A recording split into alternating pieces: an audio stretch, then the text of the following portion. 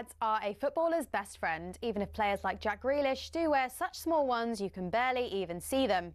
But what's the story with shin pads, and are there any rules on how big they should be? It all started with cricket, actually. Cricketers had been wearing shin pads since the 1700s. They'd been introduced not for leg protection, but instead to give batters a strategic advantage.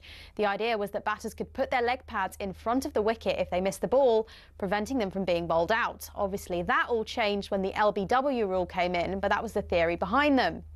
It was thanks to this guy that shin protection made its way over to football. Meet Samuel Widdowson. He was a cricketer and a footballer.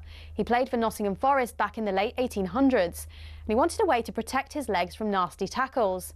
Apparently, he'd broken his leg in a match against Sheffield United in 1874 and wanted to stop it from happening again. Naturally, his mind drifted to his other favourite sport, where players had been wearing these pads.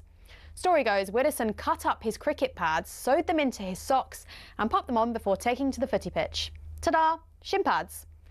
Like all great genius inventors, everyone took the mickey at first. To be fair, he probably looked quite stupid running around with these on. But it's thought his whole Nottingham Forest team then began wearing them from 1887, and the first known use of them in a match was in 1894, in a match between Newcastle and the then Woolwich Arsenal.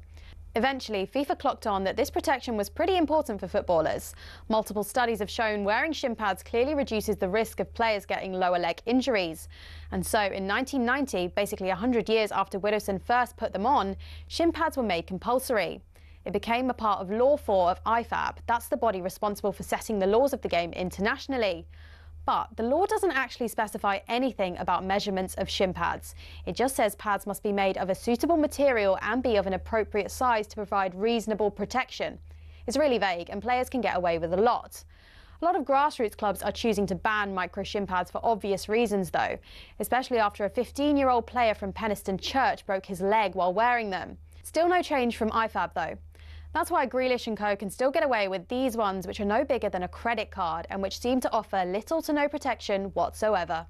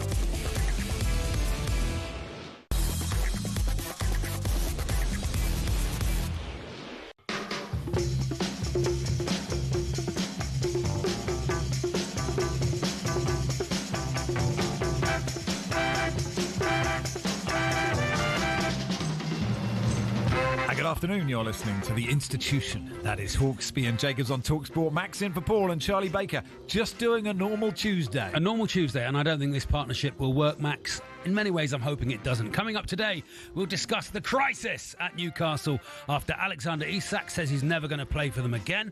We'll plunge into the depths of the National League South to find out who's going to pip Torquay to the title. Charlie and I will be wildly out of our depth as Derek Chisora joins us in the studio. We'll also chat to Spencer Oliver ahead of the Itoma White fight. And we'll be asking if anyone's seen Jimmy Floyd Hasselbank dance. Yes, we'll check in with how pre-season has gone for the refs and discuss Rangers' start to the season with comedian Roscoe McClelland. All that between now and 4. Good afternoon, everyone. Good afternoon, Chuck. Good afternoon, Max. Nice to be back. If anyone's going to Portugal, so may I apologise. What have you done? No Sagres left. Okay. Why, you massive legend. Yeah. You big theory legend. And did you have a hat? No swordfish. No swordfish? No swordfish left. How many swordfish in the sea did you eat?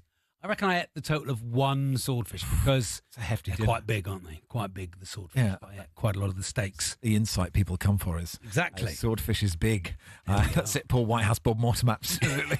And away. Bleeping bricks, aren't they? Now, listen, I actually don't know where Paul and Andy are, but in the Star today it says Randy Brits are skiving off to work to romp with their lovers during the day. Do you think that's where they are? I'm not putting two and two together here. A quarter of workers have pulled a sickie Yeah. to have cuddle time with their other half. 31% confess to squeezing in some hanky-panky during office hours. Imagine yeah. if it was just cuddling. Just You know what? I'd kind of prefer just that. having the afternoon off for a nice cuddle. A nice cuddle would be Feels nice. quite tame to have the afternoon. Just, but hey, look, whatever lights your candle, whatever you Would want to you do. stay Workers totally- of Great Britain. Hard-working families. Would you just stay in a sort of motionless embrace? Yes. Just spooning for the afternoon. After hour 2, it would take. Whenever I bump into either Dion Dublin or Ian Wright, Oh, yeah. it doesn't happen often. I will embrace them and hold the embrace for as long as I can. Will you? It's been a long time. Yeah. Interesting to see how quickly it takes for them to. Oh, you should. That's a good. That would go viral, Max. You should start filming that. Cuddling footballers is such a good format. That's a good idea. How long can you cuddle? I think of I couldn't. I'm on talkSPORT. I could not name one footballer there. well, I've had 10 days off. If I'm thinking about the footballers that I know, and I don't know, I'm not friends with any footballers. I would say. None. I don't think I've got any footballers who are like bona fide friends. I'm waiting for a. That's a text shame from because someone. Dion Dublin, if he listens in and he will text you privately quite a lot. Yeah, Dion might mess. What about Tony Cascarino when you pass him on a Saturday morning? A friend is a different. Friend is different to Okay. someone I know and like. Mm. You know, I wouldn't call Dion for a chat. Maybe you should. Maybe I should.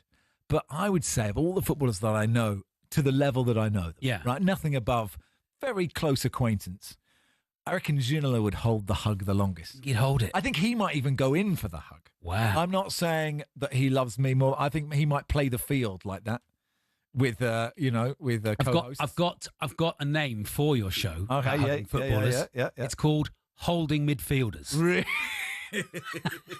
It's excellent, isn't it? Would I? What a foot! This is incredible. Would I only hug holding midfielders? Well, maybe it's extra points for. Yeah, I think I so, get because Claude actually, Makelele. If I get Makelele, Get Makelele and hold him. that's the key, isn't it? You can get Rodri. He's out until September. Exactly. Well, he can't move anyway, so I mean, I think he can probably move. Like he's got an ankle injury. Yeah. I think he could extricate himself That's from it. a warm embrace. and from that's me. it. The season's over for Man City. 8-10-89.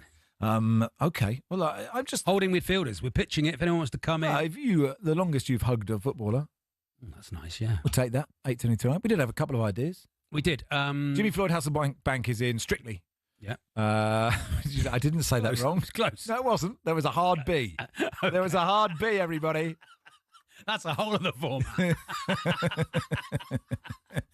Let's see how holding midfielders goes first before we get desperate. Late night version. He does a great blue version.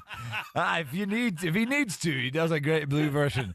Yeah, so he's doing Strictly, but we obviously, we want to lump on, but we don't know. No. But somebody out there will have seen Jimmy Floyd Hasselbank dance. Yeah. You will have been at a wedding that Jimmy's been there or something. I think he's been in the UK a long time. So have you ever seen Jimmy Floyd Hasselbank Surely in the dance, Steve? nightclubs of Burton Albion when You he was reckon? there. I mean, maybe in the nightclubs of West London when he was at Chelsea, but let's focus on Burton. It's known for that scene, isn't it? So have you ever seen, and we'd like as much detail as we possibly could have. Has he got the moves? If you've ever, he's worried he'll be hopeless, he says. Swapping the pitch for the ballroom is certainly not something I've done before, but I'm looking forward to tackling a fun challenge.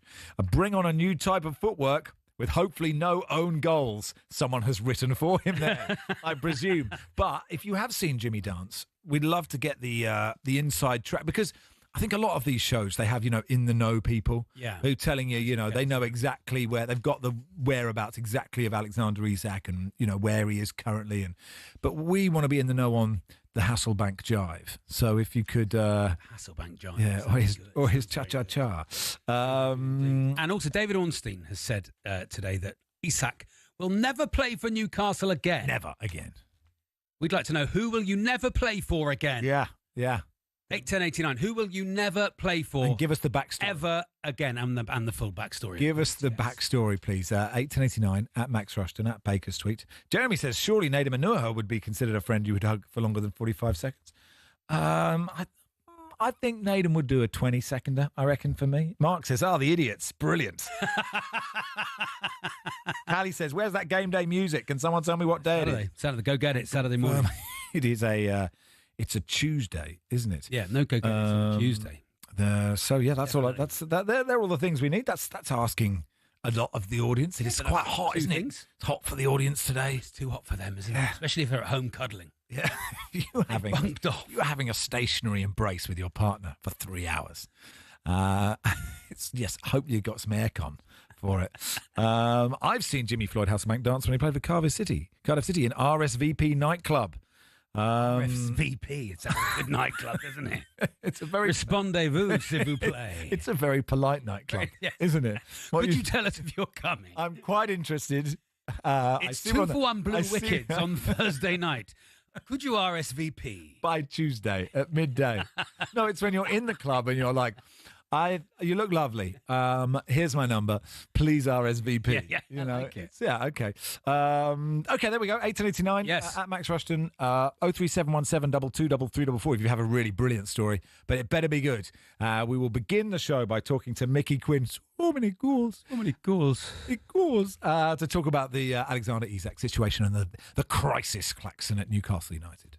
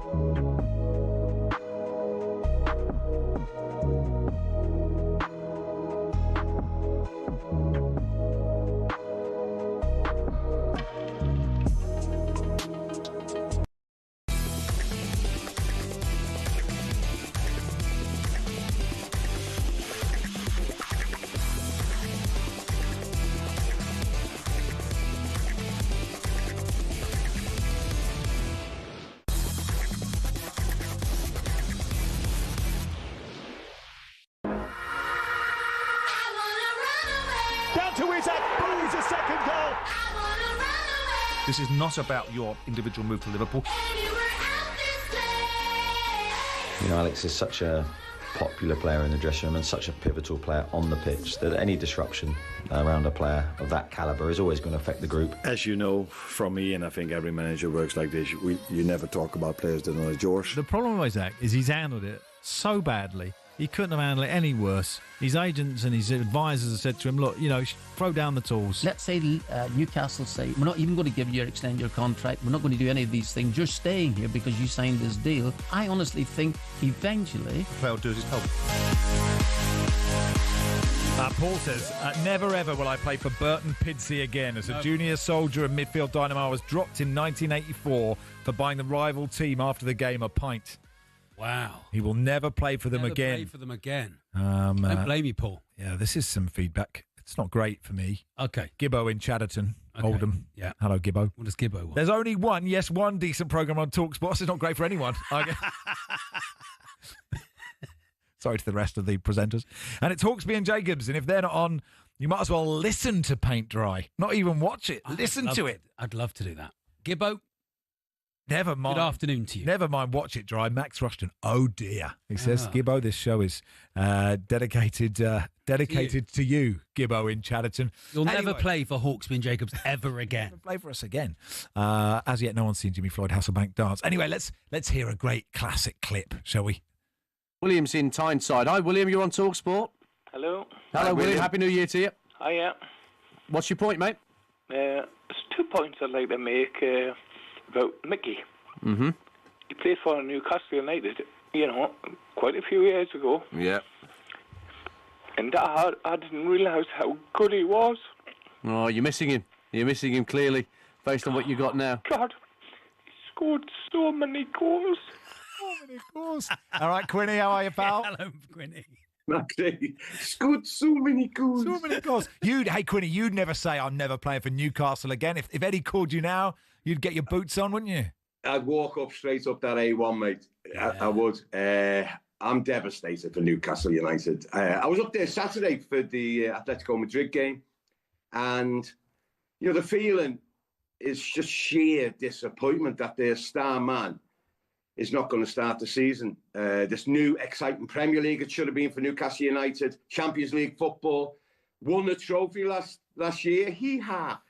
Or this year, wasn't it? In the League Cup final. But it's almost like a Debbie Downer, isn't it, going into the Premier League season? Yeah. What have you ever been? I mean, I obviously I remember you banging the goals in for whoever, Mickey. But have you ever had a time when you wanted to leave a club and they didn't want you to? Funny you should say that, Maxie, because Kevin Keegan ostracised me from the team. Kevin, how could you do that? Yeah. So he thought I said something in the press, which I didn't. And basically, he bombed me out. So we trained at Durham University. So the first team played on a pitch that I can only describe as a bowling green. And all the lads that were out of favour, me, trained on a cabbage patch with cow pats all over it. And it wasn't a very pleasant experience. It's not nice being ostracised. I don't think it's healthy for either player or the club. So, what was the old school way of forcing a move, Mickey? How did people used to do it? I think agents had more influence now, but I'd just knock on the door and just say, look, if you're not going to play me, I want to move. Yeah. And, it happened 3 or 4 times to me at Newcastle. I got back into the team. Each time I was dropped. Each time I went in, I asked why was I dropped. It was the excuse of big squad. We're going for cup competitions. It happened, I think, 4 times. I scored a winning goal, and 4 times I was dropped. And in the end, I went to see Kevin and I said, Kevin, I don't know whether they're coming or going. He said, you're going. Shouldn't have asked the question. At least you got an answer. He literally sent me to Coventry, lads. Well, listen, what should Newcastle do now? I mean, because they've got a tricky choice. It seems like there have been situations where players said, I'm going and that's it, and then they've been reintegrated. And he's such a brilliant footballer. And look, Newcastle have struggled to bring in players for whatever reason this summer. Yeah, but surely you go, okay, take 120 million and reinvest. You've still got, 20 days. You've still got enough time. I know there aren't a bunch of brilliant number 9s about, and Gyökeres has gone somewhere and Česko's gone somewhere, etc. But like that is still a lot of money to reinvest in a striker and in some other parts of the pitch. It is. The one thing I will say with, Eddie, he's installed a brilliant team spirit to that club, so from the first day he came there. And I don't think it's healthy for a player of Isak's ilk to be festering or, being sulking around the place. And I think either Isak, which we've seen today, has said, he's not going to play. It's going to take a monumental apology for him to integrate back into the squad, Eddie. And don't forget the fans. Fans, they're so loyal, and they're seeing a player turn his back on their club, and so it's going to be interesting. I think, for me, the most healthier thing is to sell, move him on. If he doesn't want to play for Newcastle United, then move him on. The old school way was let him fester, wasn't it? Doesn't matter, transfer window shut until he apologises. But that's not going to do anyone any harm, So, to me, I think there's only one club in for him at the moment, so it's Liverpool, so they've got to sell him. You must have watched this summer's transfer dealings with some interest, Mickey. Who have you been most impressed with? Who thinks has got the best business done? I think Liverpool. Yeah, I agree. I think especially going forward, Florian Wirtz, Ekitike, just Frimpong, just outstanding players, which are going to improve the squad for the Champions League. And that's why I'm so disappointed with Newcastle's transfer window, that they've almost been gazumped with Česko, Delap, João Pedro, Ekitike. They brought in Alanga. By the way, first look close up at Alanga, lads, Saturday. Whoa, he is lightning. Yeah. That's a fantastic signing. Malik Chow, they're going to sign from Milan. Ramsdale, young kid, Song Suvazi from Korea. So they need another 3 or 4 players. That's what I'm worried about. That's what I'm really worried about, because they struggled last year and they weren't in any European competition.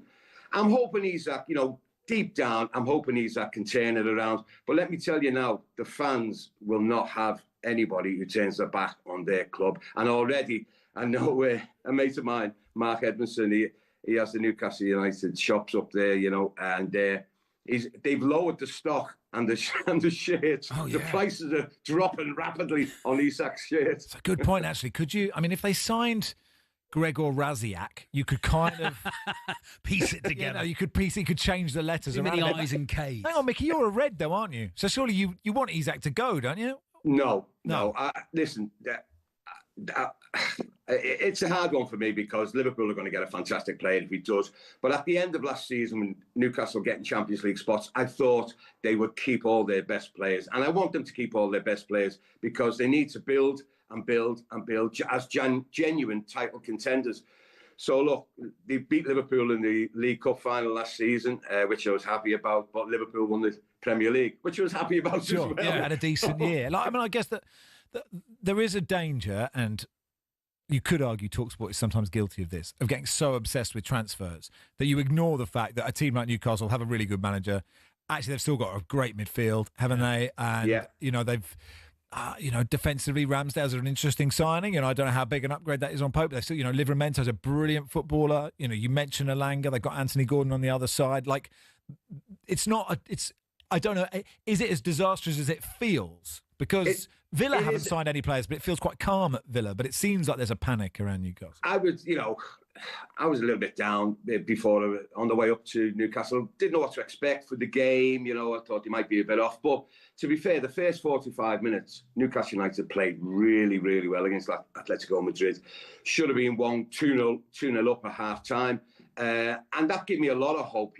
Like you said, there was a lot of pace there. Harvey Barnes, Alanga. And, the midfield is as good as anyone in the division. So I'm not as down as I was before I went there, because I've got a good look at them. They made a few changes at the second half, scored a goal, and, went on to win the game. But no, I'm not as down as I was. But the sad thing was, sod's law, every time Alanga got to the byline, crossed it, nobody there. Yeah. And he must have done that Exact-sized 7 or hole. 8 times. 7 or 8 times in the game. Nick in Coventry's been in touch. Because Jimmy Floyd Hasselbank is going on Strictly. We're asking if anyone's seen Jimmy dance. I don't know if you have, Quinny, but Nick says I shared the dance floor with Mickey Quinn in Coventry. Bobby's in 1994. Cotton Eye Joe was the tune. Yes. And I was his swing partner for 39 seconds. Do you recall? I went on to bang heads with the lady he was swinging around. Do you have recollections of this, Quinny? It's a fuzzy haze at the moment. But I thought he was going to say I had him by both arms, swinging him round off his feet and launched him through some window or something. No, fuzzy haze, that's all I'm saying. Lads. Okay. Great band. Who's going to win the league, Mickey? I think it's Liverpool. I think they geared up. The one thing I was a little bit worried, Liverpool fans, if they are listening, is that defensively, they looked all over the shop. I've seen Palace, Wembley, they're one ball split the whole defence. And they've leaked goals all pre-season. Whether they tighten that up, I don't know. But I think it's Liverpool's to lose with the business they've done early on in the transfer window. And I think City will have a better season than they did last season. And Arsenal will be perennial runners-up again. Lovely stuff, Quinny. Have a lovely day. Cheers, Mickey. Cheers, lads. See you Always later. nice to talk to you. White jeans or not? What do you think, Max? I like to do this with footballers. White jeans or not? Mickey Quinn. Do you think Mickey's wearing white jeans? No, not right now. Not now, but when he was in that nightclub in the 90s, do you think he was wearing white jeans? Do you think he's owned a pair of white jeans? No. Mickey Quinn, no. Mickey Quinn, just no. write that down. Right, let's add it to the spreadsheet. Nice. 1889 at Max Rushden, at Baker's tweet. Stuart says, Max Charlie, I will never play for my son's school's dad's tug-of-war team. They cheat. I've got ripe burn scars on my hands,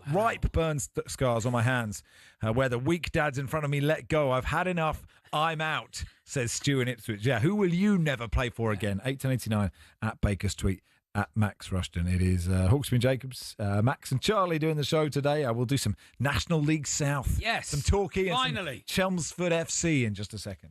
He scored so many goals.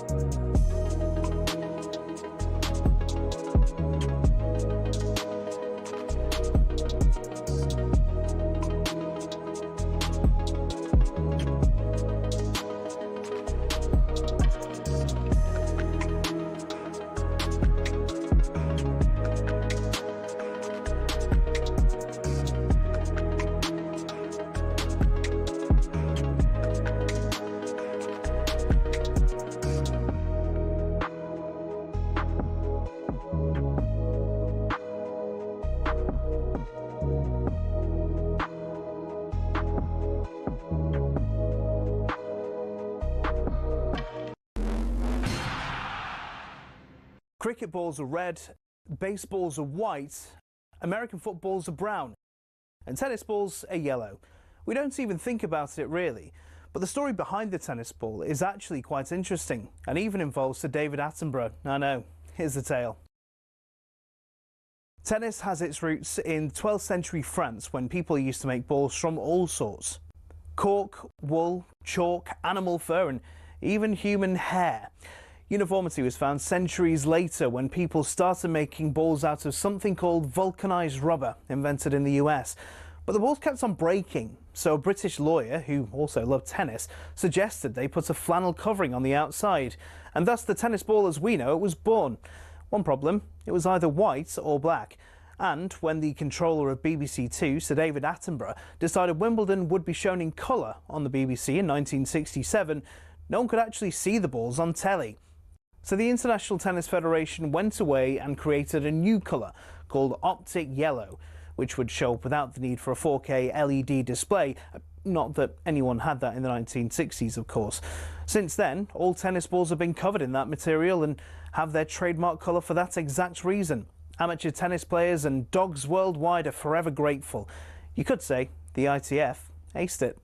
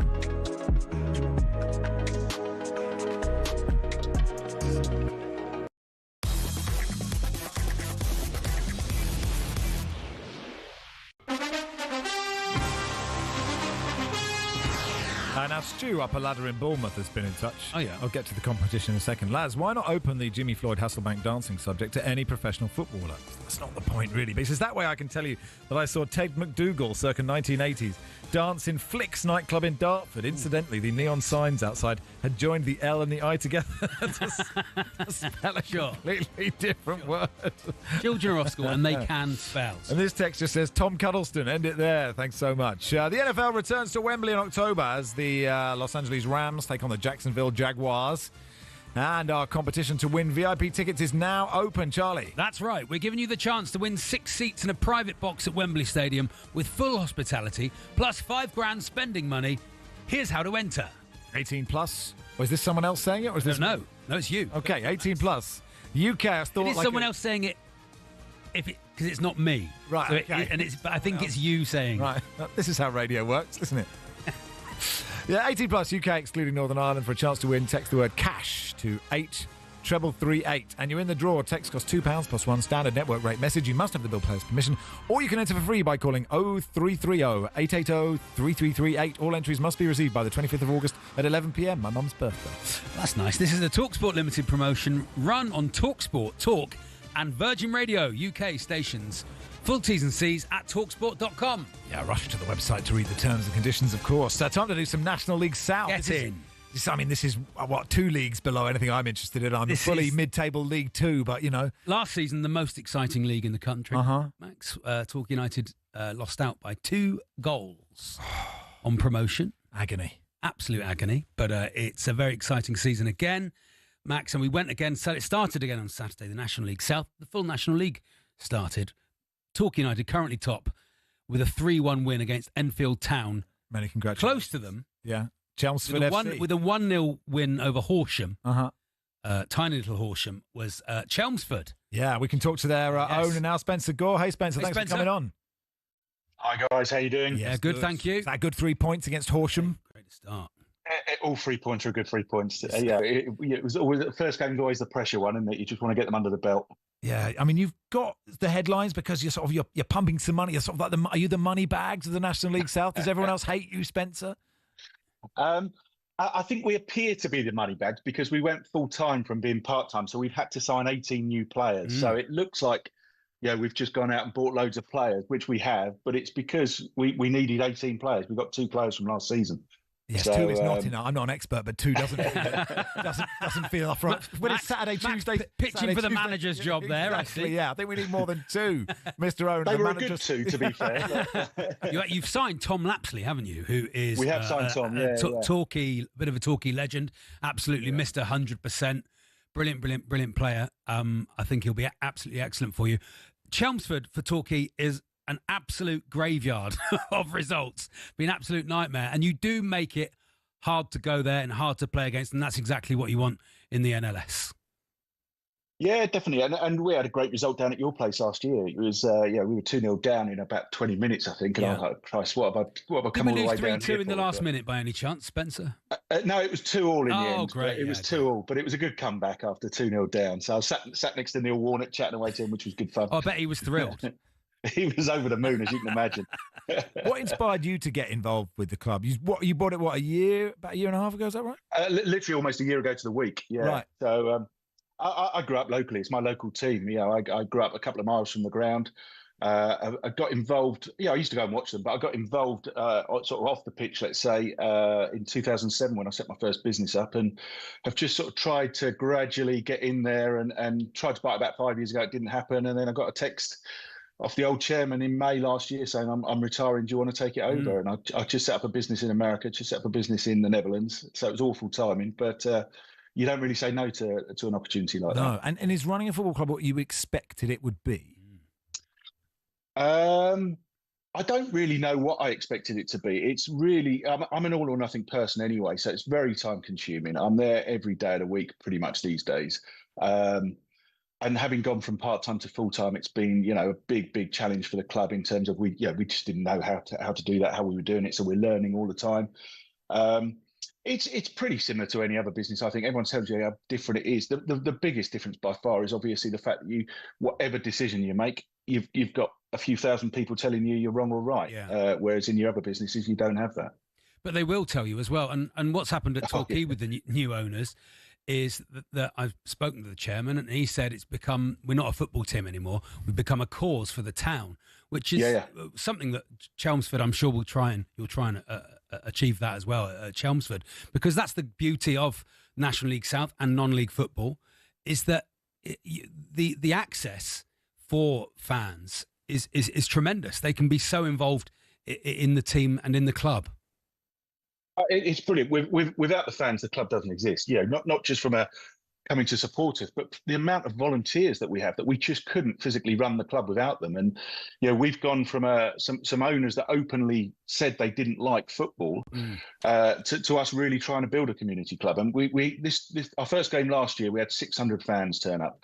On Saturday we had 1,572, which Brilliant. was our biggest opening day since 1972. So our biggest crowd on the opening day for 50 plus years, which is brilliant. And we're just doing as much as we can to get the fans involved. So we've said that we're going to do a third team kit, and all of our season ticket holders are going to have their names embroidered onto it. Great. And that's boosted season ticket sales. We've got nearly 600 season tickets sold now, which is great for the atmosphere. And it just makes people feel they're part of it, which is what we have to do. You should one of the season ticket holders should be able to have it in 84 dot or whatever. Yeah. Just says effectively the sponsor. Yeah, right down the middle. You brought in Lyle Taylor, who he didn't cover himself in glory when he was at Cambridge the other season, but that is some great experience at that level, isn't it? Yeah. I mean, he was top scorer for Colchester in League Two last season. And they were trying to keep him. It's a real statement for us. We put together what we thought was a really good team, maybe a little light on the squad, but a really good squad. But the missing piece was we needed another striker, we thought, and so we wanted to make a real statement. And that just happened to be Lyle. Caroline Barker, who's one of our directors, works on Sky Sports and new in from presenting. and she sort of has been working on him for weeks, if not months. You could have tapped up Joby McAnuff, could have got Carragher. You never know. They all turn up. Yeah. Do you have like a 5-year plan or like a 10-year? Is the aim to get in the Football League? What's the dream for you? This is where everyone laughs. Yeah, so we've got a goal by 2038, which is our centenary year, to be in the Premier League. So it's a 5-year Football League goal and a 2-year National League goal. But if you're gonna have a dream, you might as well have a decent that's dream, true. right? So yeah, that's the goal for us is Premier League 2038. So watch this space. And so your ground at the moment is as many grounds are in the National League South in the middle of a running track. Any plans to move grounds? Yeah, definitely. I was meeting with the council yesterday. It's a council-owned track, obviously, council-owned ground. Yeah. After sort of losing the ground a few years back to other owners, and the plans are we're going to try and develop the ground we've got as much as we can in the short term, but we're also in talks with the council and a local landowner to build a new stadium 5-10 minutes out of town. So it's early days, but we're fairly confident that looks like it might happen. I have always thought clubs miss the trick when they're grounds in the middle of a running track is that you could have a full athletics meet going on half time at the same time. What, the javelin? Sometimes the football, you think this is not worth. This is not. But look at this long jump going on in front of me. Just that guy. Well, the manager's close to the high jump a few times. Totally. I mean, it is sad when Arteta gets knocked out by a discus. You know, that's something you have to worry about, isn't it? Well, look, good luck. I like this. 2038, the Premier League. We should follow. I hope you come second. Thanks so much for coming on, Spencer. Appreciate your time, pal. Cheers, Spencer. No problem. Thanks for having me. Spencer Gore there, owner of Chelsea FC. So they're going to challenge. You going to challenge? We are challenging. We're going to win it. Do you think so? Yeah, we're going to win it. Yeah, we got such a brilliant team.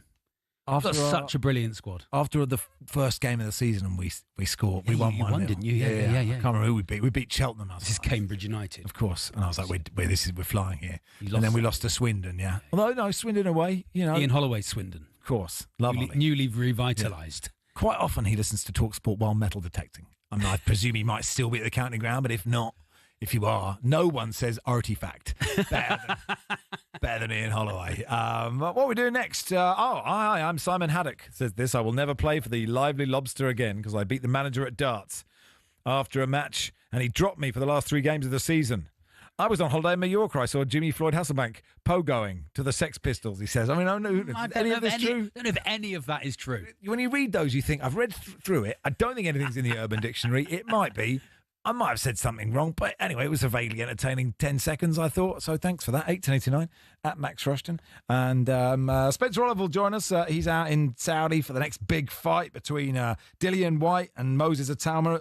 And we can also ask him, what should we ask Derek Chisora in about half an hour? That's a good idea. Yeah, we'll do that with Spencer in just a second.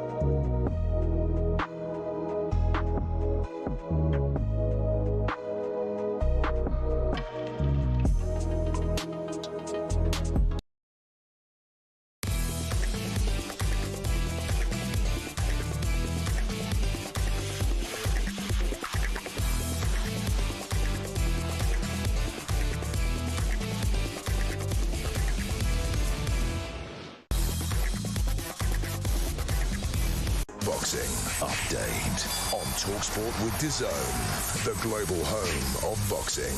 Buy now at dazn.com/boxing. Neil Armstrong's been in touch. I saw Jimmy. Has he though? Moonwalking on the moon. Okay. Yes, of course. This Saturday, DAZN brings you 5 huge fights in one night. Unbeaten rising star Moses Atoma takes on the proven and dangerous Dillian Whyte in a heavyweight showdown. Plus plenty of other action. Don't miss it this Saturday, August the 16th. Watch only on DAZN.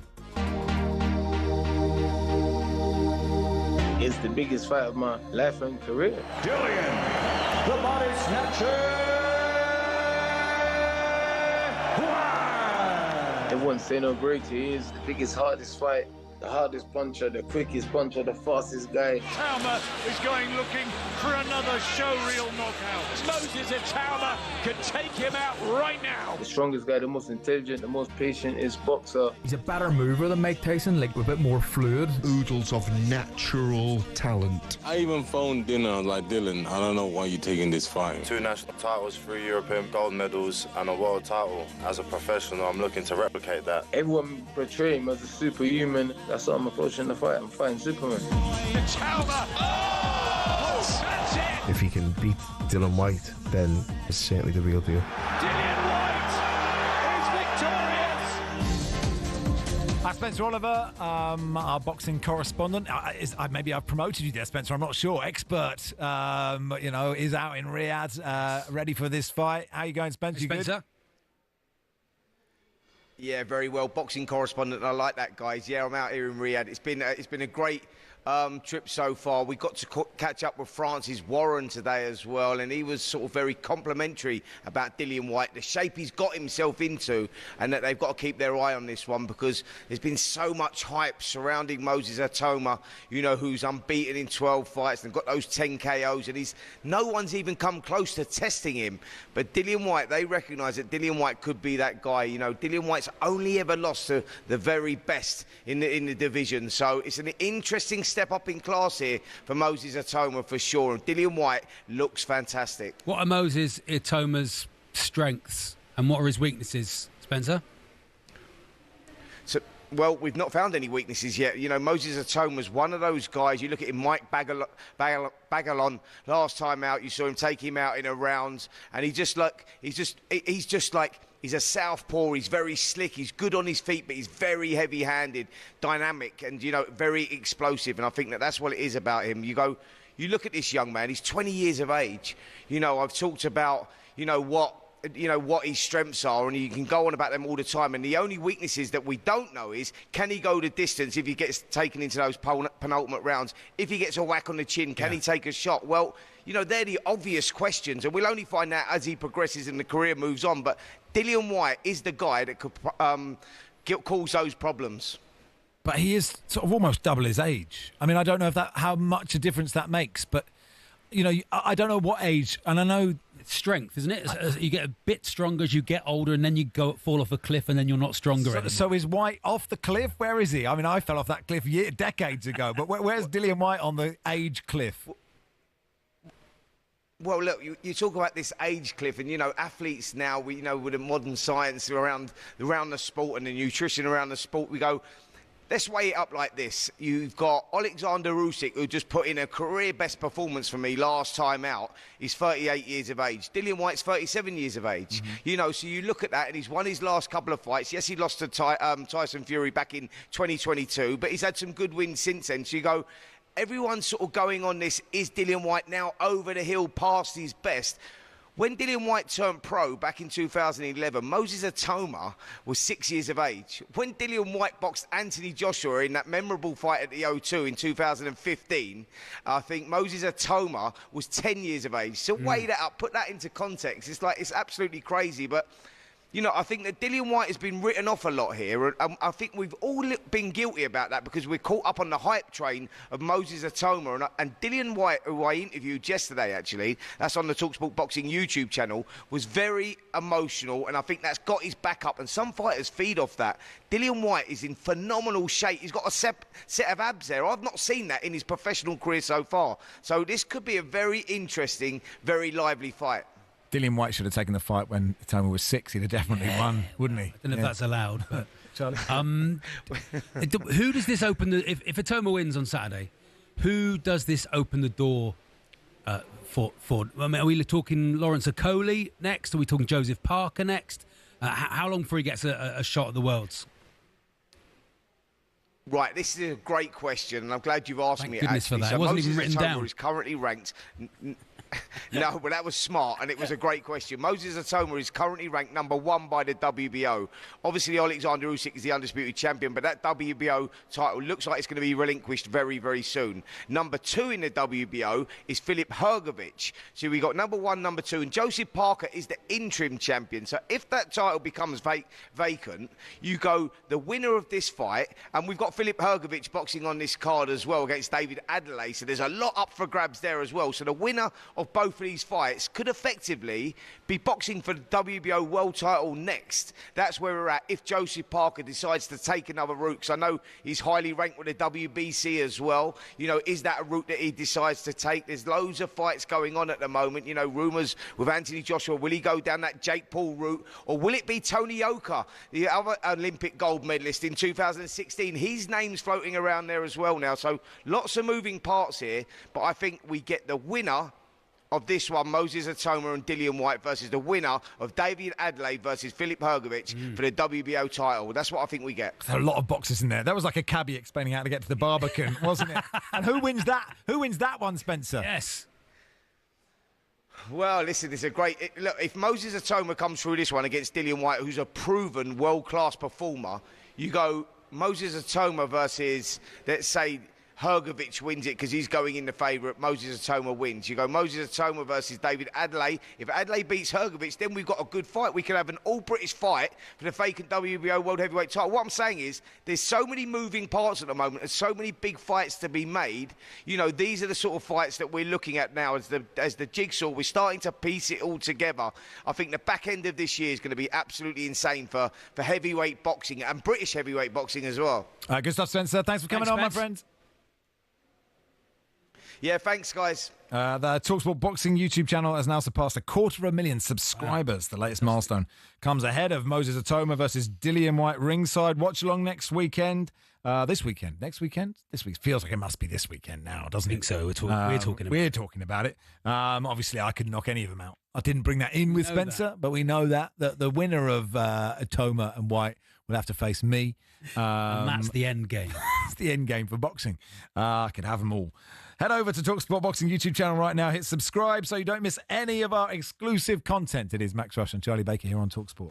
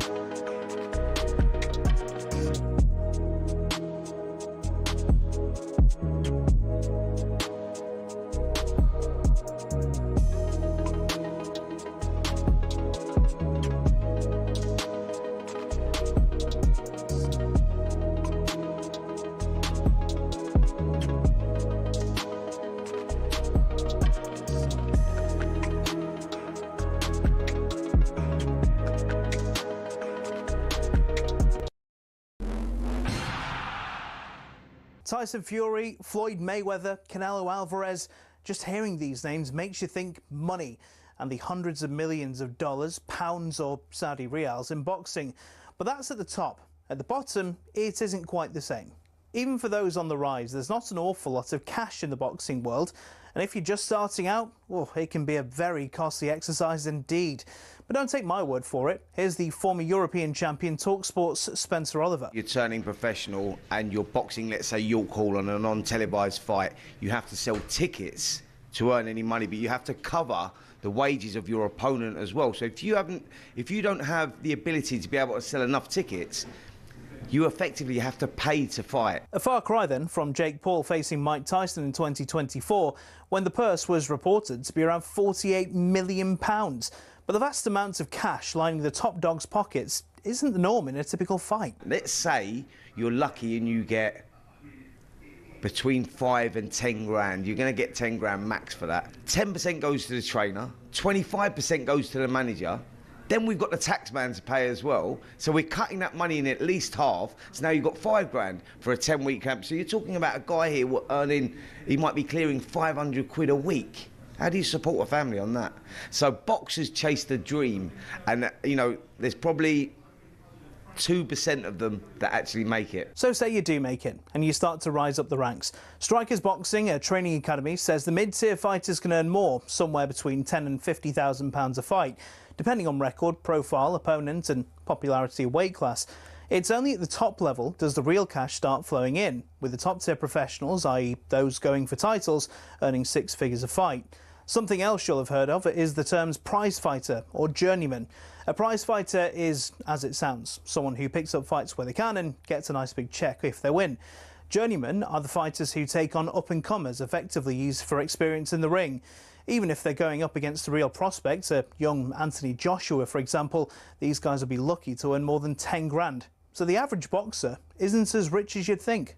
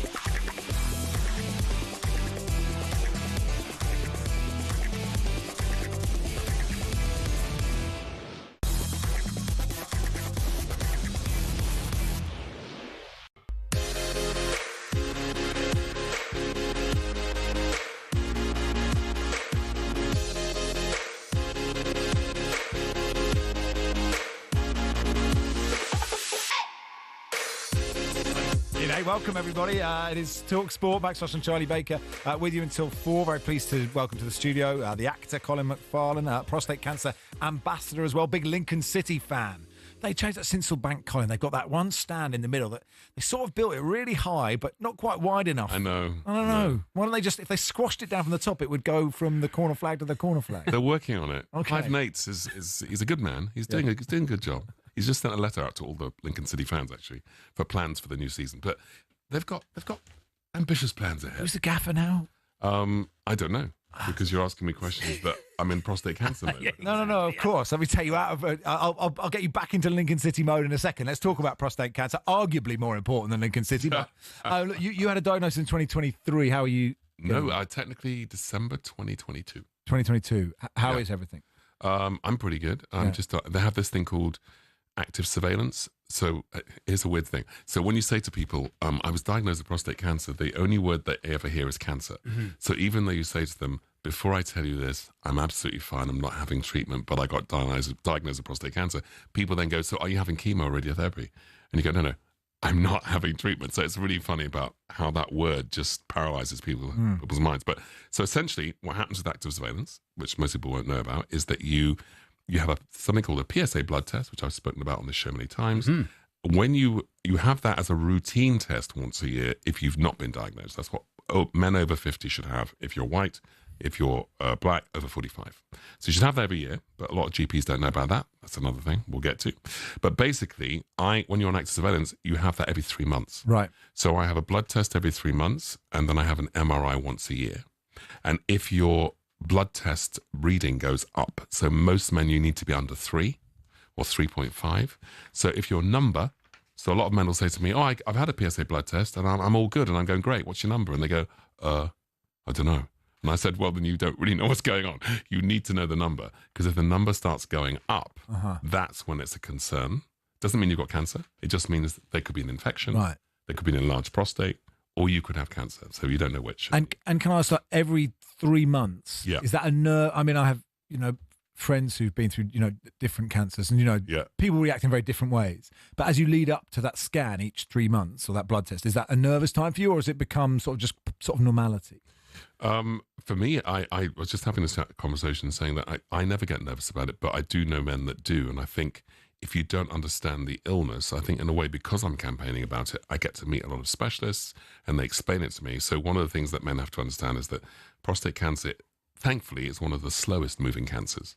So that's why surveillance is a good way to go rather than having treatment if you've caught it early, which is why I keep saying, please test men, because if you catch it early, you've got all these better options.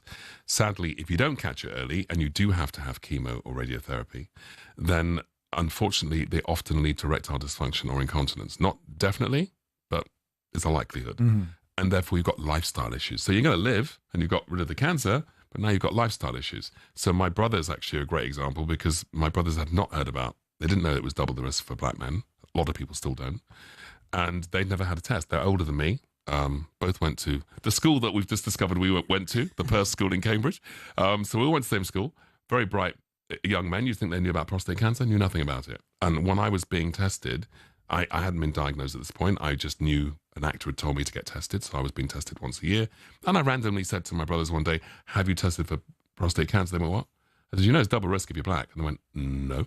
I said, you need to go and get a PSA test. And I'm 63. They were, at that time, they were, I'm 63, they're 64, 65. Right. So they're older than me.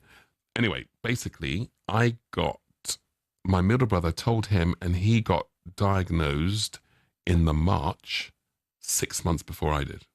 It was after his first ever PSA blood test led to diagnosis. And then subsequently he had an operation earlier this year. And then my other brother, my eldest brother, who thought he was fine, and I said, look, your middle brother's been diagnosed, I've been diagnosed, you're the eldest, might be in the genes, you might want to just hop straight to an MRI. He didn't listen to me. He went and had a PSA, and he said, oh, mine's fine. And I was going, really?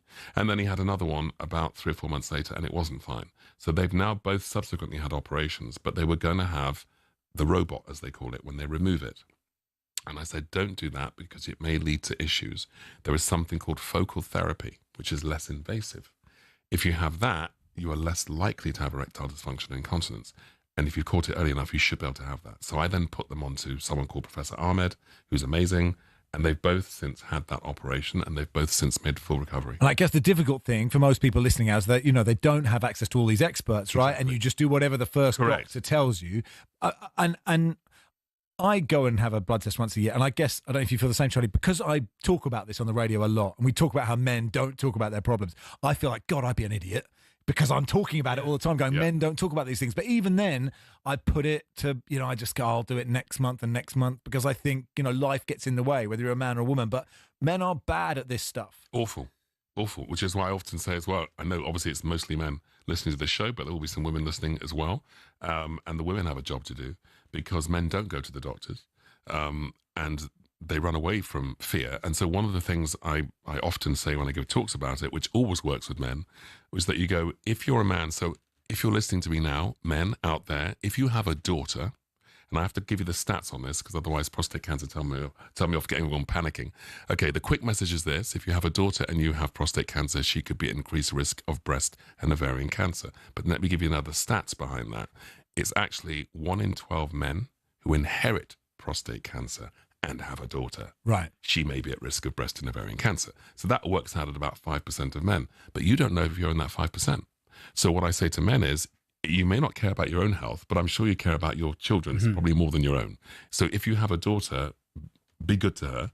Make sure you're tested because it may alert her to get tested for ovarian and breast. This is the great thing about having Colin on. He's been on the show a few times with you, Colin, and you come in, you speak with such clarity, such honesty, emotion, and it really gets the message across. The Prostate Cancer UK, they currently have a new TV advert out, which I'm assuming you voiced, Colin. No, I didn't. They no, haven't haven't got to voice it. I will have. Joe Pasquale again. Joe Pasquale again. I don't. Oh, he sounds just like me. He doesn't need to know. That is because up to 5,000 men a year could avoid over-treatment by bringing the guidelines up to date, and that's what they're trying to. Yes, because I think get across. Yeah, because what they're saying, because it is a hard thing. If you've never had prostate cancer, obviously, you kind of go, sorry, active surveillance. What does that mean? Aren't you having treatment?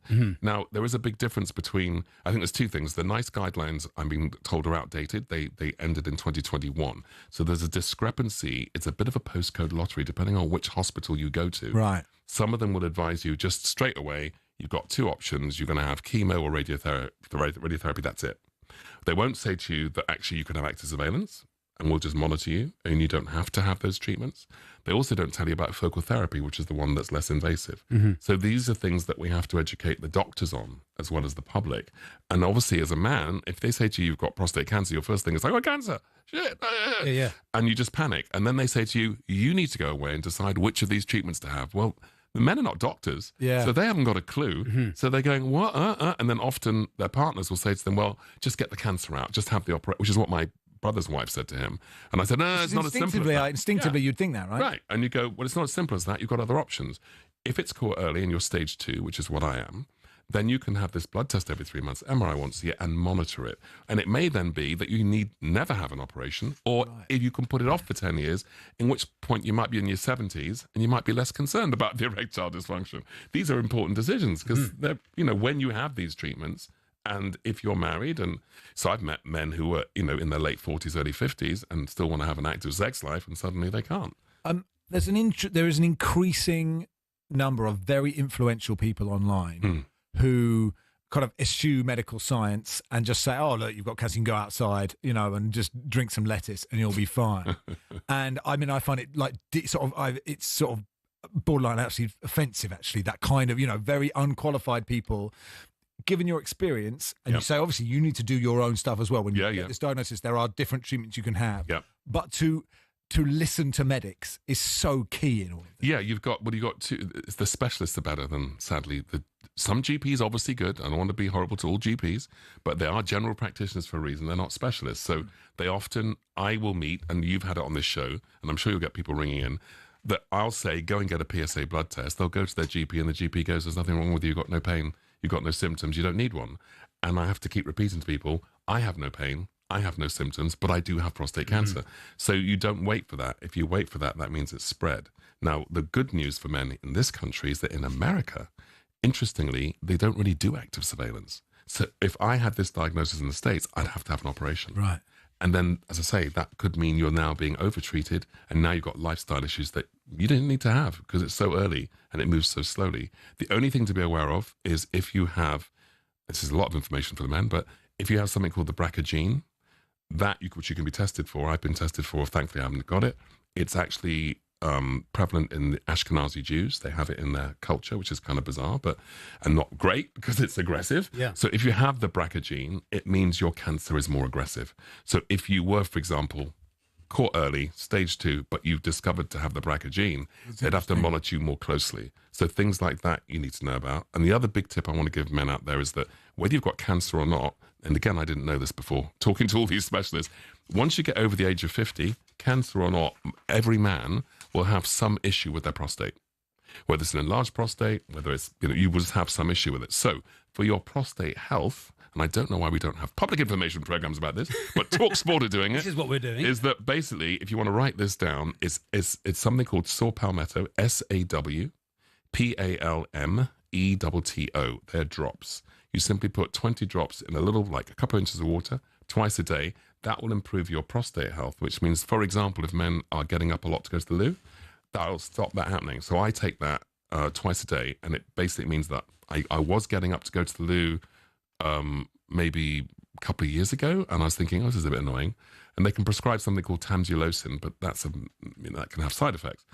This is a herbal drops that no side effects. I started taking that twice a day for about 6 months, and now I don't get up to Just sleeping through? Yeah. God, I haven't done that for a decade. There you go. So saw palmetto drops. Right. I will not tell you who makes them because I get them from something different, but can't do that. But basically, they are. Every man should know about that over 50. You can also go to the Risk Checker, the Prostate Cancer UK. Absolutely, good man. ProstateCancerUK.org/risk. That's all there. Good man, because a lot of people go, I love That's you're why doing you're my here, job. Colin. That's why you're here, Colin. Well, people don't know, do they? They go, oh, how do I know if I've got? And you go, you're quite right. Go to the risk checker. It takes 30 seconds, and all you have to find out is, it will tell you your ethnicity. It will tell you, if you have a family history of cancer, if you're black, if you're over a certain age, these are the risk factors. So as I said before, if you're black and over 45, please go and get a PSA blood test. If you're white and over 50, please get a PSA blood test. And if the GP says no, then you can always go back to the website and ask one of the nurse clinicians to give you the right language to persuade the GP to give it to you. But take it from me, please quote me, and just say, I heard that geezer from Batman, that voice of the Cube guy. He's got prostate cancer and he's got no pain, no symptoms, and he made the point that your age is your risk, not your pain. Don't wait for pain. Neil says, very interesting chat. Is the poo test no use anymore? There you go. That's a bowel test. Absolutely right. But still have that, right? Poo test is for the bowel cancer. That's but still different. do it. The one for prostate cancer is the finger up the bum, otherwise known as the digital rectal examination. Yeah. Don't need to do that. Right. I didn't have that on my journey. Because my GP was about to do it and then said, actually, your number's gone up. Let's just go and have an MRI. So you don't need to have the finger up the bum, so don't let that put men off. Please just have the blood test. Tom says, I'm 37. After listening to Colin, especially when he mentioned about daughters possibly having breast cancer, I'm 100% going to get tested. There you go. Now, Ray says, I have prostate cancer. It was removed in January. PSA level is still showing. It's gone up to 0.4. I was sent for a PET scan last week so they can see what and where is remaining. Next steps. I'm listening to the other focus procedure you just mentioned. I wasn't aware there were alternatives. The incontinence and ED was and is an issue. It's taken ages to get any control back with the pelvic floor muscle exercises and Viagra. Whenever I talk to a guy of an age I ask if they've been checked recently, as if I'd known I'd have done something about it. I'm struggling with weeing maybe for 2 years. Hindsight is 2020. I love listening to you. It's very informative. And also that's a brilliant feedback. And also because men don't talk about it, and something as simple as if you. And it's a nice way of putting it on the radio. A pump for your privates. Oh, yes. So when you have incontinence... Is that your new podcast? Yeah, a pump for your privates. So when you have incontinence, when you have erectile dysfunction, when it's no longer working down there, they give you a pump. Oh, yes. And someone said to me at one of the many prostate cancer events I go to, and they said to me, I know it sounds crazy, but we've asked which magazine to do a survey of the best pumps. Penis pumps. Right. Yes. Right? Then you think, and this sounds crazy, but men have no idea what to use. And there is no survey. There is no recommendation. So just take the bike pump out the shed, and that is not what you want. But it's not something that you can talk about. Alan Brazil Sports Breakfast. Well, there you go. Alan Brazil now, having met Mr. Brazil, he'd have some thoughts about it. But I mean, you do have to laugh about it because you go, what the hell? Yeah. But these are the things that men have to negotiate. Yeah, exactly. And of course, on the other side of that is nappies. Men have to wear nappies. And there are, in fact, I was filming this Doctor Who spin-off, which you'll see soon, called The War Between the Land and the Sea. But when I was filming that in Cardiff last year, it's the first toilet I've hard to get a nappy for a Dalek, isn't it? It's hard to get one of a Dalek. It's the first toilet I've been into where there was bins for men, which is what the campaign was called. And there was one there for men to put their nappies in if they've had prostate cancer. And you're like, wow, but that's the sort of conversation that we need to have. So that your caller who just responded there saying he's still having issues, and he probably didn't know when he was given that option of chemo and radiotherapy that there was a focal therapy option that's less invasive and wouldn't have left him with the lifestyle issues. So we've got to push that message out. And we've got to keep talking about it. Colin, always good to talk to you. Brilliant. Michael Scabala, the Lincoln manager, by the way. But, we'll get to Lincoln the next time you're in. Thanks so much for your company. And I'll just say a message to Neil Everett, who always puts me in his box when I go and watch Lincoln, which I keep getting slap wrist because I've not been for a while because I've been too busy doing everything else. But because I'm also campaigning, as you know, for Windrush, for justice for the Windrush victims. And so good for you. I've got that one going on and the prostate one going on. Come on, but and talk actually, to us they about both that another adversely time. affect a black audience. So Of course, yeah. right. We'd love to get you in to talk about Windrush as well, but I We'll do appreciate your time, Colin. Thank you it's so great much. to be here. Colin And I McFarlane. hope some men out there have listened, and I hope they will heed the warnings. It'll be the most useful thing that me and Charlie do today is talking to you. It is Max Rush and Charlie Baker with you till 4.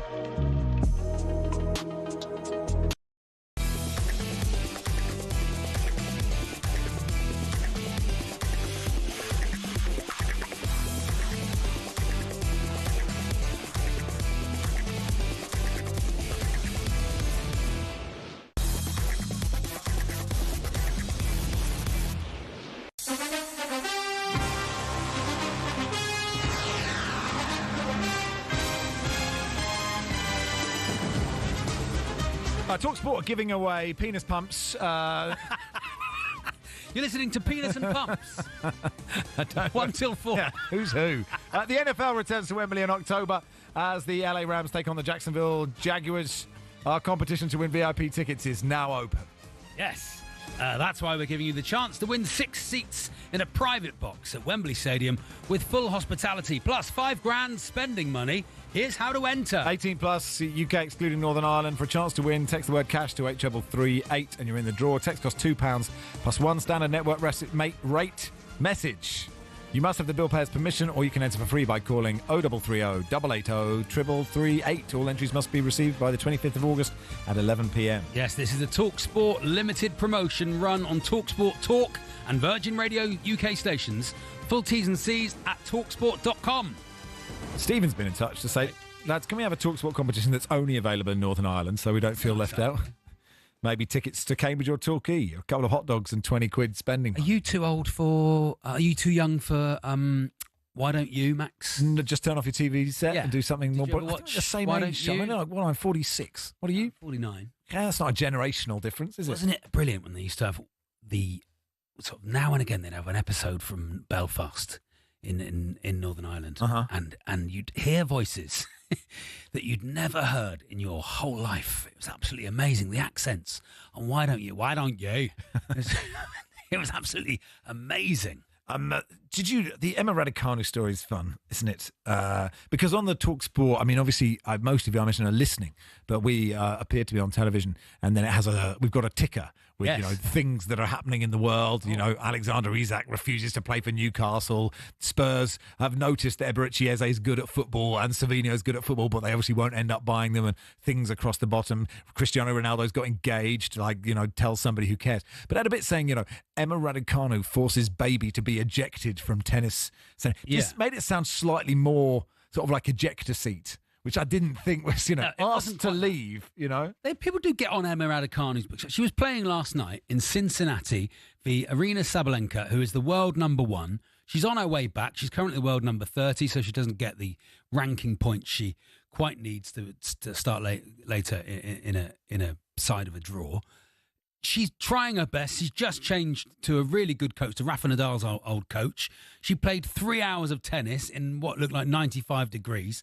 She took the world number 1 to all the way to a tiebreak in the third set. I think people should leave her alone, Max, is what I'm saying. And if a baby was crying behind me while I was playing that, I'd want it.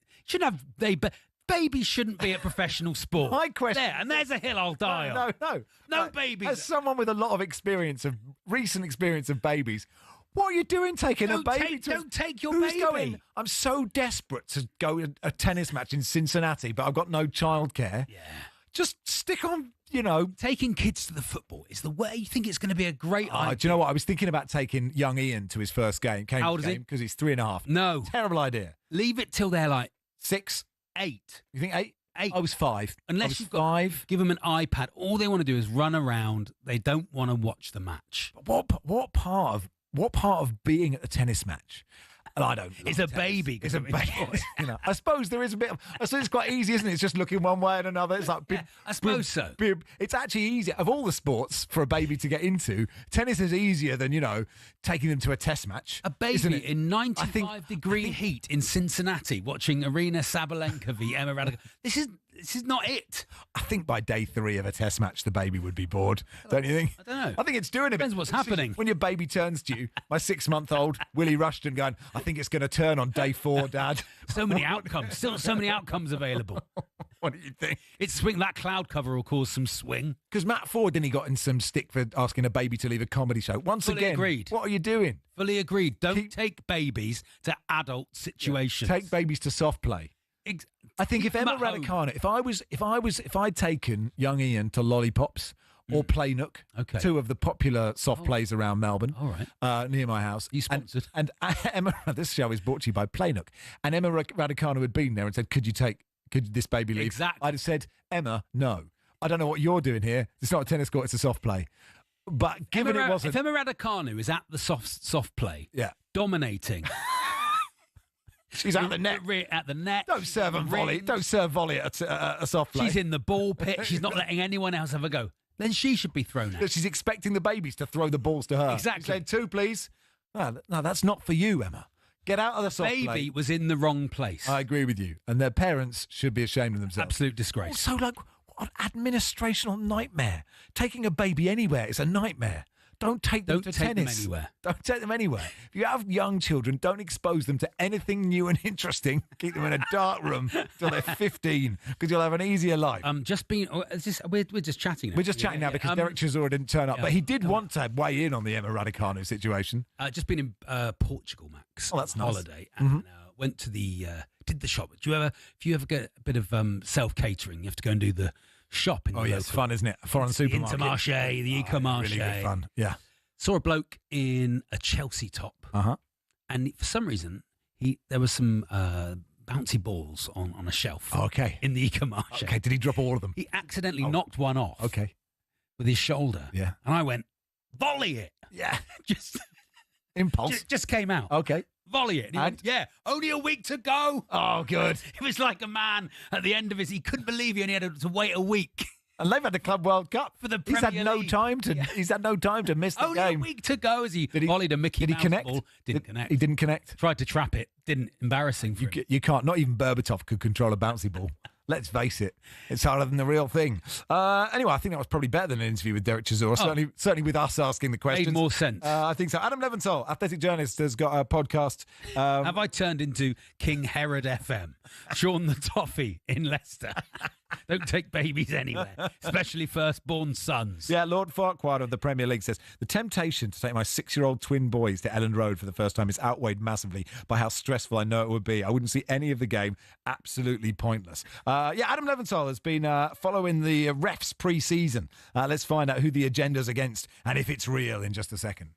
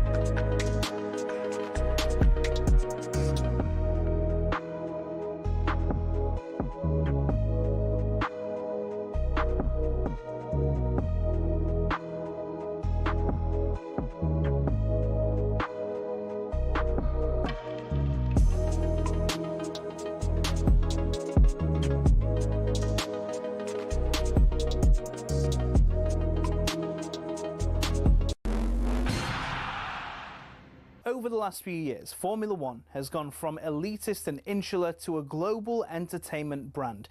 The transformation's down to American investment group Liberty Media, who cultivated a new image for the sport since buying it in 2016. Better access to drivers, improved content on social media, and tapping into the US market have given F1 a massive boost in both attention and revenues. But is everyone happy? The fans certainly are, as evidenced by Drive to Survive. Almost 7 million people per season have tuned in to get all the gossip and all the drama from the paddock. The The extra exposure means the drivers can demand a higher salary too. In 2010, the top drivers were earning $20 million a year, which isn't bad. But now, the very best earn 3 times that, with Max Verstappen getting a whopping $65 million in 2025. But money doesn't always buy happiness. Some drivers, including Verstappen, don't like the pageantry the changes have brought about. In Las Vegas in 2023, Verstappen said the drivers were made to look like clowns, and the event was 99% performance and 1% race. Some purists who still watch the sport feel the same, and that the spirit of competition has suffered. But Formula One and Liberty Media don't look like slowing down anytime soon. So expect more races, major events and exclusive access in future.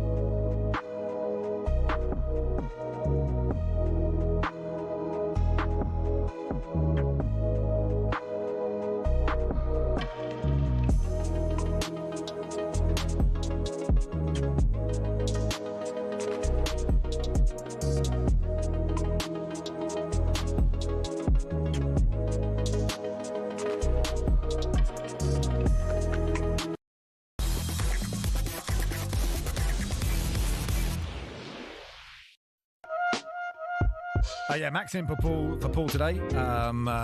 This is in partnership with Toolstation, the Summer Shop Toolstation. Get an award-winning Hawksmoor lawnmower.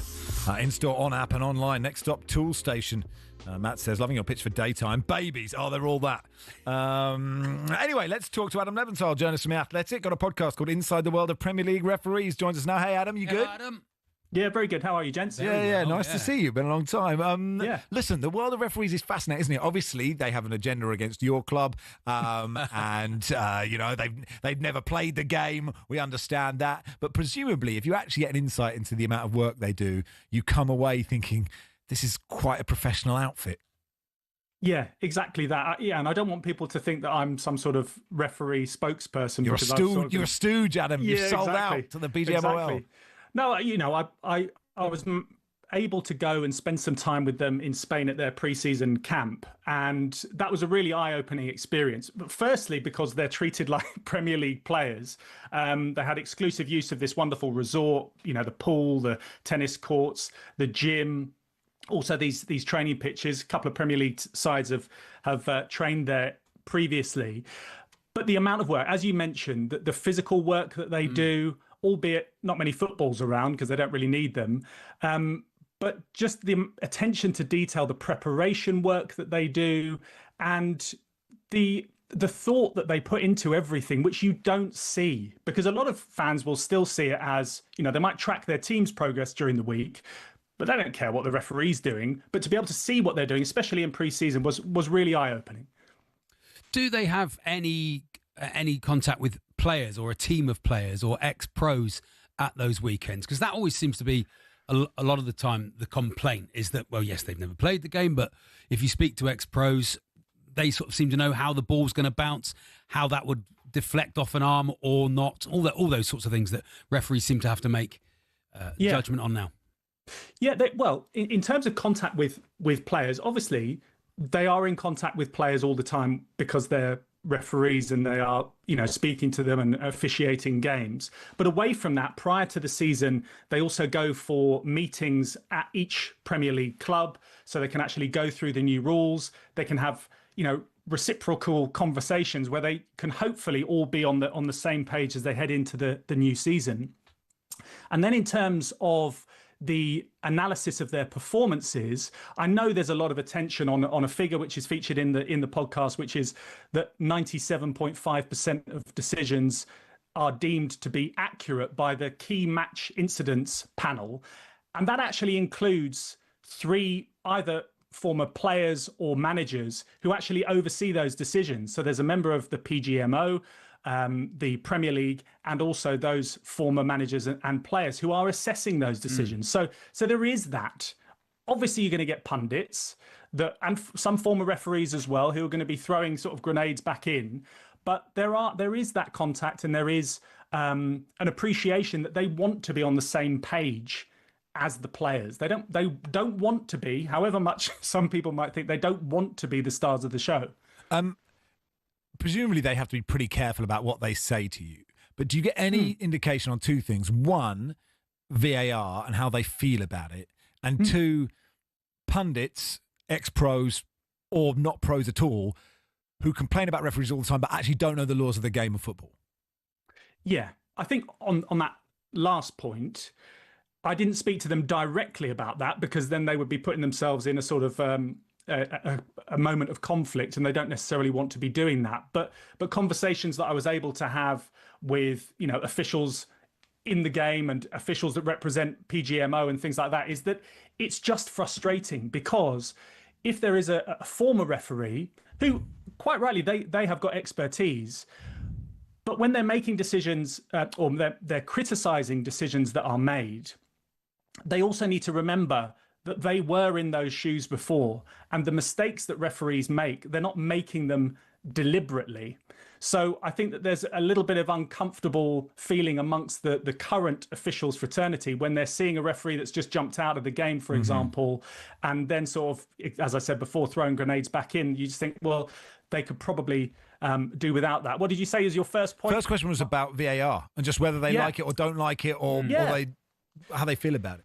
Yeah, in terms of VAR, I was able to sort of get a good insight into how they feel about it, and also some of the things that they have done recently. I spoke to Howard Webb, who's obviously the chief refereeing officer for PGMO, and he was explaining how, not directly, he didn't mention it directly, but obviously the sort of the nadir of VAR was that decision when Luis Diaz was denied a goal at Tottenham, and the whole sort of thing about the process and just a complete mix-up, and they admitted that was a human error involved in that, but they made a lot of improvements after that, and they brought in this VAR enhanced training program, which basically led them to see that just because you're a select Group 1 referee, it doesn't necessarily mean that you're going to be great at VAR. So it's a bit more sort of horses for courses. So they opened the doors up to officials from lower levels to actually say, oh, yeah, I'd like to have a go,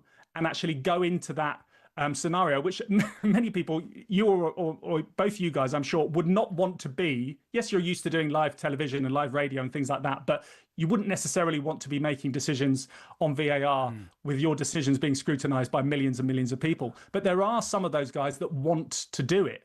And one of the guys I'm just thinking of now, Matt Donoghue, he spoke really quite sort of openly about it. And he said, I like doing it. I enjoy doing it. And until you're in that position where you're sat making a decision with 1 million people watching you, or many, many more around the world, you won't understand the adrenaline rush that you get from being a VAR. So there are some guys that actually really like it. Peter Banks, another guy who is, a top referee. He also referees VAR for UEFA as well. He was basically saying that this wasn't part of the plan when they first started as referees to be making these sort of decisions, but they've got used to it and they're still learning. And they've brought in a new guy, Peter Blom, to be their VAR performance coach. So they are taking it really seriously, and they've got a new VAR hub and things like that. So they know how divisive it can be and how much it is used to ultimately assess whether referees are good or bad. So much attention on VAR and not on the good stuff that they do, which is the sort of the run of the mill decisions that they make, every other minute. The announcements are set to be in the Premier League. They're going to go to the crowd this season. Are they having vocal lessons on these weekend courses at all, Adam? Are they there, doing ums and ahs and warming up their voices? Anyone worried about having a squeaky voice, that sort of thing? They are. Yes, they are doing that. They're doing that very thing. So I was at the training ground in Spain, and they'd set up this gazebo, and I thought, and there was whoever the artist is that does Boom Boom Boom. Let me hear you say way out. I can't remember who it was. The Out Here Brothers. They were there, were they? They were there. No, they weren't there. But the new head of VAR. That would be weird, wouldn't it? So that was blaring out, and I thought, well, if they put a DJ booth up just to sort of keep spirits up, because it was really hot and they were doing sort of intense workouts. However, they'd set up a VAR station and also a VAR screen by the side of the pitch. And I was like, oh, what's going on? Well, they were doing exactly that. They were practicing coming over to the screen after a VAR review had been suggested to an official, going over, seeing it, and then mic'd up, making announcements to the crowd. And I joked with Peter Banks about, are you looking forward to your sort of pop star role at football grounds? And he said, well, no, I tried it last season because they were trialing it in the Cups, and it's set to be now in the Premier League. And he said that, yes, it does change the way that they have to operate, because they're also thinking, yes, the clarity of the decision, but also the clarity of the announcement that they're going to be making. So it's just another layer of things that they have to think about. And it was just nice speaking to someone who was basically saying, yeah, look, we'll try and nail it at the beginning of the season, but there might be the odd slip of a tongue, as you can see, hearing me watching on YouTube or listening, on talkSPORT. You don't always get your words out exactly as you wish, and that's the same for referees. Sounds fascinating, Adam. And anyone can listen to it's called Inside the World of Premier League Referees, brought to you by The Athletic. Thanks so much for coming on. No worries. Take care, cheers, guys. Adam. Adam Leventhal there. And look, referees are humans too, aren't they? Yes. But, no doubt, come Monday, it'll be like, I can't believe it. Arteta's like, it's a disgrace, where it's all going to go. I just put Arsenal. Why Arteta? Yeah, Why did you say Arsenal? It had to be, didn't it? Anyway, we'll do a bit of Rangers in just a second. Roscoe McClelland is having a good Edinburgh, isn't he? Great Edinburgh, yeah. A comedian Rangers fan will join us in just a second. They play the UEFA Champions League third qualifying round, second leg against Victoria Pilsen, and they've had a bit dodgy start under Russell Martin in the SPL as well. We'll do that next.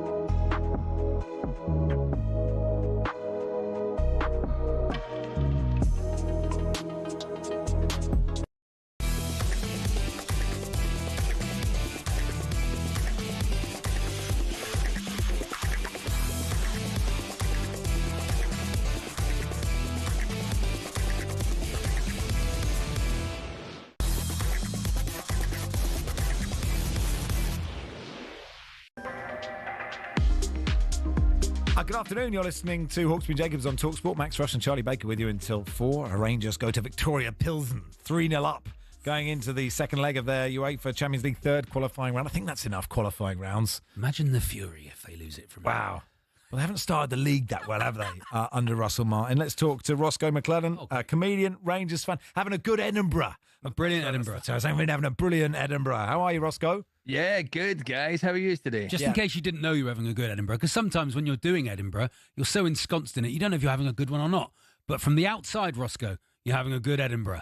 Yeah, having a good one. Back-to-back good Edinburghs, so that's not bad. I can have a rest next year and do a bad show. You can do a greatest hits next year. Maybe, yeah. That'll be about 20 minutes, but... Tell us about your show. Tell us about this show. What's it called? Yeah, it's called How Could Hell Be Any Worse? And it's literally just about how not even the big things that annoy me now, like just 36, and it's just wee things that are getting to me and stuff like that. And largely about how well reviewed my show was last year, but there was one bad review. And usually people are like, "Oh, don't listen to them," but I listened and I am replying. That's good. For an hour. Yeah, I'm telling them that I did not appreciate it. Who wrote the bad review? Who was it from? See if it counts. It was from the Arts Desk. One of the made up one. It's a made up one. Yeah, who cares about that? No, the Arts Desk hate talkSPORT, actually. They never give us, and we're constantly trying to do good stuff, and they constantly bash. It's interesting you talk about it because, like, the text board in front of us, as you could imagine, sometimes can get reasonably heated. Got very upset. Someone got very upset with me on Sunday when I criticised GB News. I got some real stick there. But like, some presenters can't look at it, and I really love the insight. I feel like it's part of it. And do you feel that? Yeah, I love it, and I love an argument. I love arguing with people on the internet. I'm a child of the internet. I was brought up arguing on it, so my main driving factor is spite. That's what I love. So let's do it, man. Let's have a roll around. Let's go, Arts Desk. Rangers obviously had a good European start, not so good in the league. 2 draws. Was that what you were expecting? It feels like what I should expect now. It's daft to think anything else. I've just became accustomed to Rangers overachieving in Europe and underachieving domestically. It's so strange how I think, we'll be fine tonight. We'll go through tonight, and then the next teams in the playoffs, Salzburg or Bruges, we'll put them to the sword. But I'm worried about facing Alloa Athletic at the weekend. It's a strange time, but this is the way it's been the last few years. So. Yeah. Why change anything? I mean, Russell Martin, after the opening game, he did throw his players under the bus. And you were like, if you've done that after game 1, where do you throw them next after Dundee? Where do you throw them after that? They're already under the bus. Where do you put them next? Yeah, that must have been a hard one. I don't think he expected to have to go out again and say stuff like that. That's what he sort of changed his tune a wee bit. He was like, I liked how much they ran. You can't throw them under it again. You're right. So, interesting to see. Well, I hope there's a reaction. The main thing is thinking ahead. Alloa Athletic, they should beat them, and we'll have Mikey Moore, Tottenham's Mikey Moore on the side, so that'll give a bit of a lift for that game. But the main one is the St Mirren one after, because that's right before Celtic, and you want to get back on it again right before Celtic. You want to have a good showing, so. We'll see how it goes. And all those plastic pitches to come and all those things, to come, and everybody's cup final. It's difficult. Do you think it's that he's trying to change the style of football? Obviously, he's got a way he wants to play, and he always plays that way. And he found when he went up with Southampton that he couldn't make that work in the Premier League. Will he be able to make that work at Rangers, and will he get time? Yeah, for sure. I think the new ownership and the fact that they've spent a lot, than we have done in recent times, it shows signs of progression. And the players he's brought in, like Gassama and Ant-Man, they hit the ground running. They're great, and we're all happy to have wingers again that can actually play out in the wing and contribute. But there's a few just a wee things. I feel like there's just a little bit of kind of rot and poison from the last few years that's still there, that just has this fear of the fans getting on their back, and you can't have that here. You don't get that time to be scared. You have to go in and get stuck in. So hopefully that it doesn't affect the newer players coming in. It's in Martin's way of playing. I like it. I understand what he's trying to do. It'll take a wee while, but once it clicks, do you know what I mean? Listen, Pep Guardiola at Barcelona in, what was it, 2008? they wrote him off after the first couple of games, and then it clicked. And they took everyone and they put them to the sword. Rangers going to win the Champions League in about 3 years. I've got a silly question and a sensible question. Where do you want me to go, Charlie? Silly first, please. Were you sad Ant-Man wasn't Paul Rudd, Roscoe? It's an easy win. It's an easy win for newspapers, isn't it? It's set up for multiple lines on the back page. Ant-Man towers over. Ant-Man becomes a giant. Wow. It's all there. I really hope it goes well so the newspapers can have a field day with that. My sensible question is, Tony Bloom's invested in Hearts. So are you slightly worried about Hearts now? Which I think for people outside, for neutrals, probably quite excited to see someone else that might mix it at the top. But from your point of view, you're like, well, let us get over Celtic before someone else comes in. Yeah, to be honest, I like Hearts, so good for them. If they do it, good for them. This is the man who's currently at the Edinburgh Festival saying he likes Hearts. I like Hearts. I like Hibs. I like Hibs. I shock you. Yeah, that's the route I'm driving in every day as well, Gorgie Road. So I love Hearts. I mean, I'm not going anywhere near Leith, so Hibs can shut it. They can just, who cares? But I like, because I went to a cup final once for Hearts. My father-in-law used to work for them.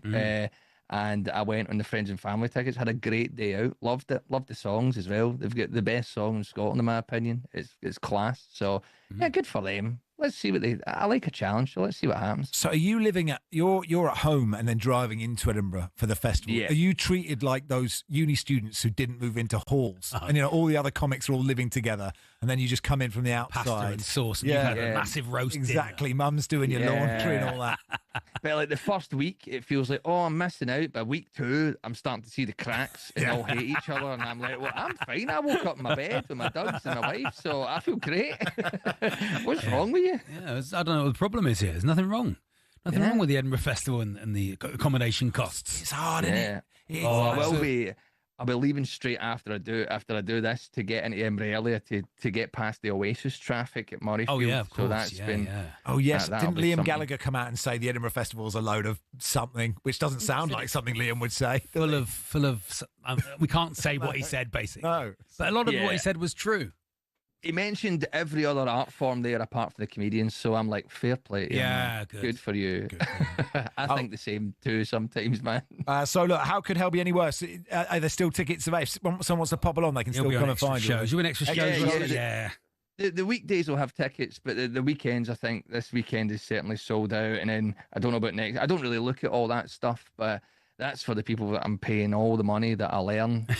And that goes to them, and I don't make a dime off it. They deal with that stuff. So good stuff. Well, look, good luck with the rest of the festival. Roscoe. Good luck to Rangers tonight. Thanks for coming on, Roscoe. Roscoe McClellan there, a comedian, Rangers fan. His show is called How Could Hell Be Any Worse? Go and see him if you're in or around Edinburgh. It is. I'd say how hell could be worse if you lose a 3-0 lead. Victoria Pilsen. You're right. This is Rushden Baker on talkSPORT in partnership with Toolstation. This summer, shop Toolstation. Get yourself an award-winning Hawksmoor lawnmower. In-store, on app and online. Do 3. Buy 3 lawnmowers. Get one in the store, get one on the app and get one online. Should be a Hawksby, shouldn't it? Should be a Hawksby. Changed it. I'm riding a Hawksby. Yeah. Would it have Paul's face? Yeah. Paul's big face and his teeth munching up the grass. Oh, lovely. It's a great idea for H&J merch, isn't it? And then Andy Jacobs will be on the back going, what's the point? What's the point? He's the strimmer. Andy's the strimmer. He's the strimmer. Isn't he? Stuff. Anyway, next stop, Toolstation.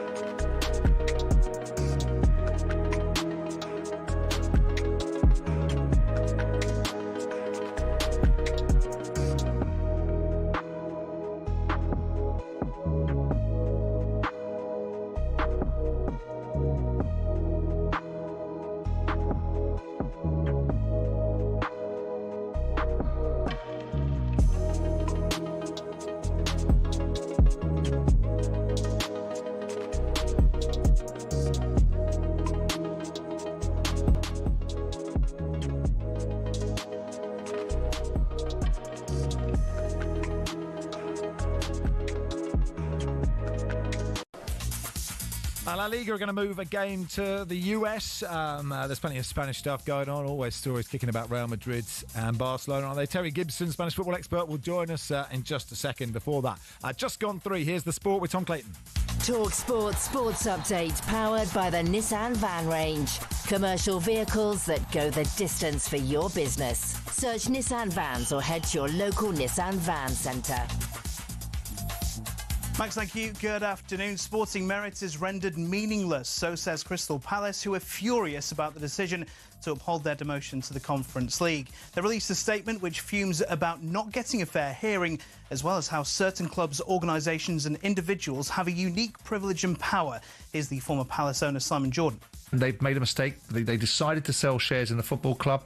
They decided to accept the principles of the investment that's put in place. They knew the governance, despite their ridiculous proclamations that they didn't, because they provided for it in their own accounts that were filed at the end of 2024. So it's silly. Now, one of the summer's recurring conversations is how well will Manchester United bounce back this season.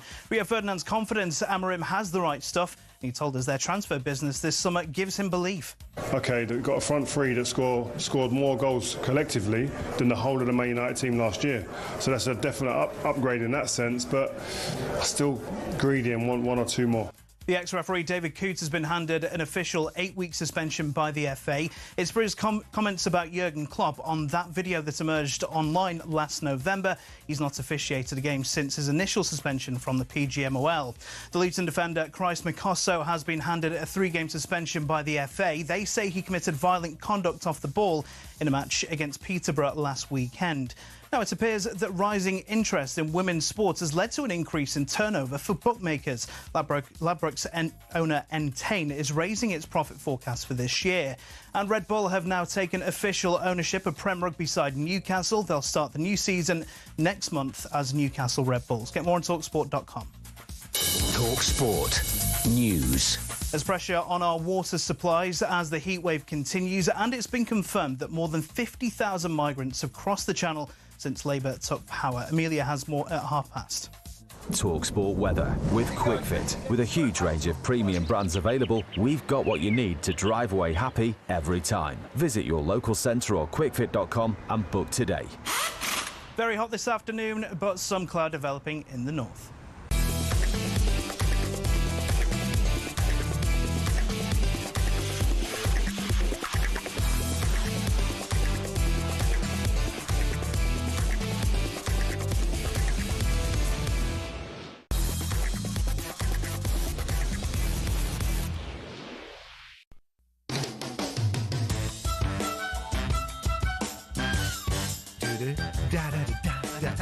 Are we allowed to do this on Action J? It sounds I don't know what this piece of music is, but it sounds like a school band is playing it, I always think. Turn it up a second. School orchestra.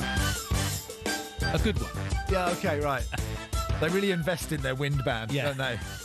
At Shepperton High. You could have. What is it? Oboe? You play oboe? Oh, don't insult me. Or clarinet? Yeah, I'm a single reed man. The misery stick. I had a similar situation as Emma Raducanu, says Tom. I was in a cup final when a baby kept crying. I asked the ref to sort it out. The ref turned to me and I quote said no, because I'm your wife, that's your child. Stop playing FIFA and do the washing up. I lost on penalties. Come on, Tom. Better than that. Grow up, Tom. Grow up, Tom. Let's talk to Terry Gibson. Yes, please. Spanish football expert, former Tottenham, Wimbledon, centre forward. Were you centre forward, Terry? You could play anywhere, couldn't you, Terry? In a 10? Would you put you in a 10, Terry? Modern day football, I might have been a 10, but there was no such thing as a 10. Peter Beardsley was the only 10 for about 20 years. He was and good, everybody called him a cheat because he didn't play up front and he didn't play in midfield, and it kind of bamboozled everyone. A cheat in the nice sense that where does he play? Does he play up front? Is he a midfielder? It confused everyone. So, no, I was a centre forward, reluctantly, many a time chosen to play on the wing because I was diminutive. What number, Terry? Were you a 7? Anything. It could have been anything. It was 1 to 11. It depended on what was in the programme. where you played. Oh. That was how it was. I've got goals I've seen on YouTube. I've got number 2 on. Lovely stuff. Now, listen, let's talk about this. Villarreal's La Liga game against Barcelona in December could become the first European League fixture to be played abroad after the Spanish Football Federation approved plans to host the game in the US. What I'm interested in is, what has the reaction been in Spain to this? Because, when the idea of the 39th game was floated here, there was uproar. But when the Super League was announced, I got the impression that in Spain they just kind of gone, whether we want this or not, this is what's happening. Has there been a shoulder shrug in Spain about this? Kind of. There has been a protest from the Spanish Football Supporters Association, who are threatening to take legal action. I don't think Real Madrid are particularly happy because they see it now as an unfair advantage over the season for Barcelona to be playing effectively one less away match. Mm-hmm. So that comes in the sporting integrity category. But I think in general, money talks, and all the clubs will benefit financially from this. The VRL season ticket holders have now been offered free travel and free tickets, which is 20,000 people. Are you serious? And if they don't want the trip, they get 20% discount on their season ticket. So that just goes to show how much cash must be floating around from the clubs who are benefiting from it. Each club, not just the 2 that are playing in it, and the fact that VRL can afford to pay 20,000 season ticket holders to travel to Miami. So my take on it now is, yesterday I didn't think it would happen. Now I think it's definitely going to happen. And so how does every club get money? What they split? What the money that the US are paying? Yes, I guess the TV revenue. The big customer for La Liga in terms of overseas sales for TV rights is the US. Sure. And the Hispanic community in Southern America, right? And it was 1.4 billion ESPN paid for an 8-year contract. So I think La Liga want to cozy up to the country that's paying the most money to watch their league in their country. So it has to be Barcelona. It has to be either Barcelona or Real Madrid. And it's been coming, and I think this will happen this time. I suppose the fear, it starts as Real Madrid or Barcelona, and then it becomes Real Madrid and Barcelona, and then you get 2 or 3 of El Clasico out there. I suppose that's the main fear. And I guess they're taking the nod from what the NFL has done in the last decade. There was reluctance to do it. The supporters weren't particularly happy. But it's happened. It's popular in this country, and now to the extent the teams in the NFL quite like going, to Germany, to England, Brazil. I think there's a game coming up soon, so they like spreading the gospel of the NFL, and I think this is going to happen, whether supporters like it or not. Money talks. We weren't particularly in love with the Club World Cup. I'm not sure people fell in love with it. It was something interesting to watch in the Chelsea fans did, Terry. Yeah, I understand that. I take that, and where Man City supporters would have been up for it when they were in the competition. But in general, everybody was reluctant to consider the fact that this is what it's going to be, and unfortunately or fortunately, the world of football is growing stronger and stronger. Yeah. I mean, look, Serie A, AC Milan want their Serie A match against Como to be played in Perth in Australia. The San Siro's got the Winter Olympics opening ceremony at the same time. Obviously, massive Italian diaspora in Australia. Hasn't the Copa del Rey been in Saudi? Is that right? Or something's been in Saudi, right? And I suppose the fear, if you're an English football fan, is, will this happen to a Premier League game? Is perhaps the odds of that is less because Serie A, La Liga, etc., they're all playing catch-up on the Premier League financially, right? Yep, but I'm pretty sure the Premier League won't want to be left behind. It's as simple as that. If they stand still and the other nations are challenging and trying to get financially on a level term, I mean, just go look at the transfer window. Every transfer window, we're looking at Atletico Madrid blowing us all apart again by spending over 100 million. Every team in the Premier League spends over 100 million each summer. Yet in Spain, it's massive news that Atletico Madrid are spending over 100 million on transfers. So there's a significant... I mean, most of the clubs in the league will make a profit on transfers this season. Some won't spend a penny. So there's a huge difference, and La Liga are trying to catch up. It's a tall order, but stuff like this will enhance their opportunities of catching up financially with the Premier League. I don't see it happening, but they've got to get closer. Yeah, it's interesting, isn't it? How's everything settling at Barcelona? Ter Stegen had the captaincy stripped, didn't he? What's the latest on that? He's got a captaincy back. They had a friend against Como on Sunday evening, and he was, as being the captain, has to address the stadium with the supporters. It was in their training ground, still a decent stadium, and he addressed the supporters. So everything's hunky-dory there. Interesting, he had the number 1 jersey on, and Joan Garcia, the new goalkeeper, also had the number 1 jersey on, who was playing the game. So there's going to be a battle to see literally who's wearing number 1. Struggling for registration. They haven't registered Joan Garcia yet. They think they can. There's a doubt now whether they can register Marcus Rashford for the game on Saturday against Mallorca.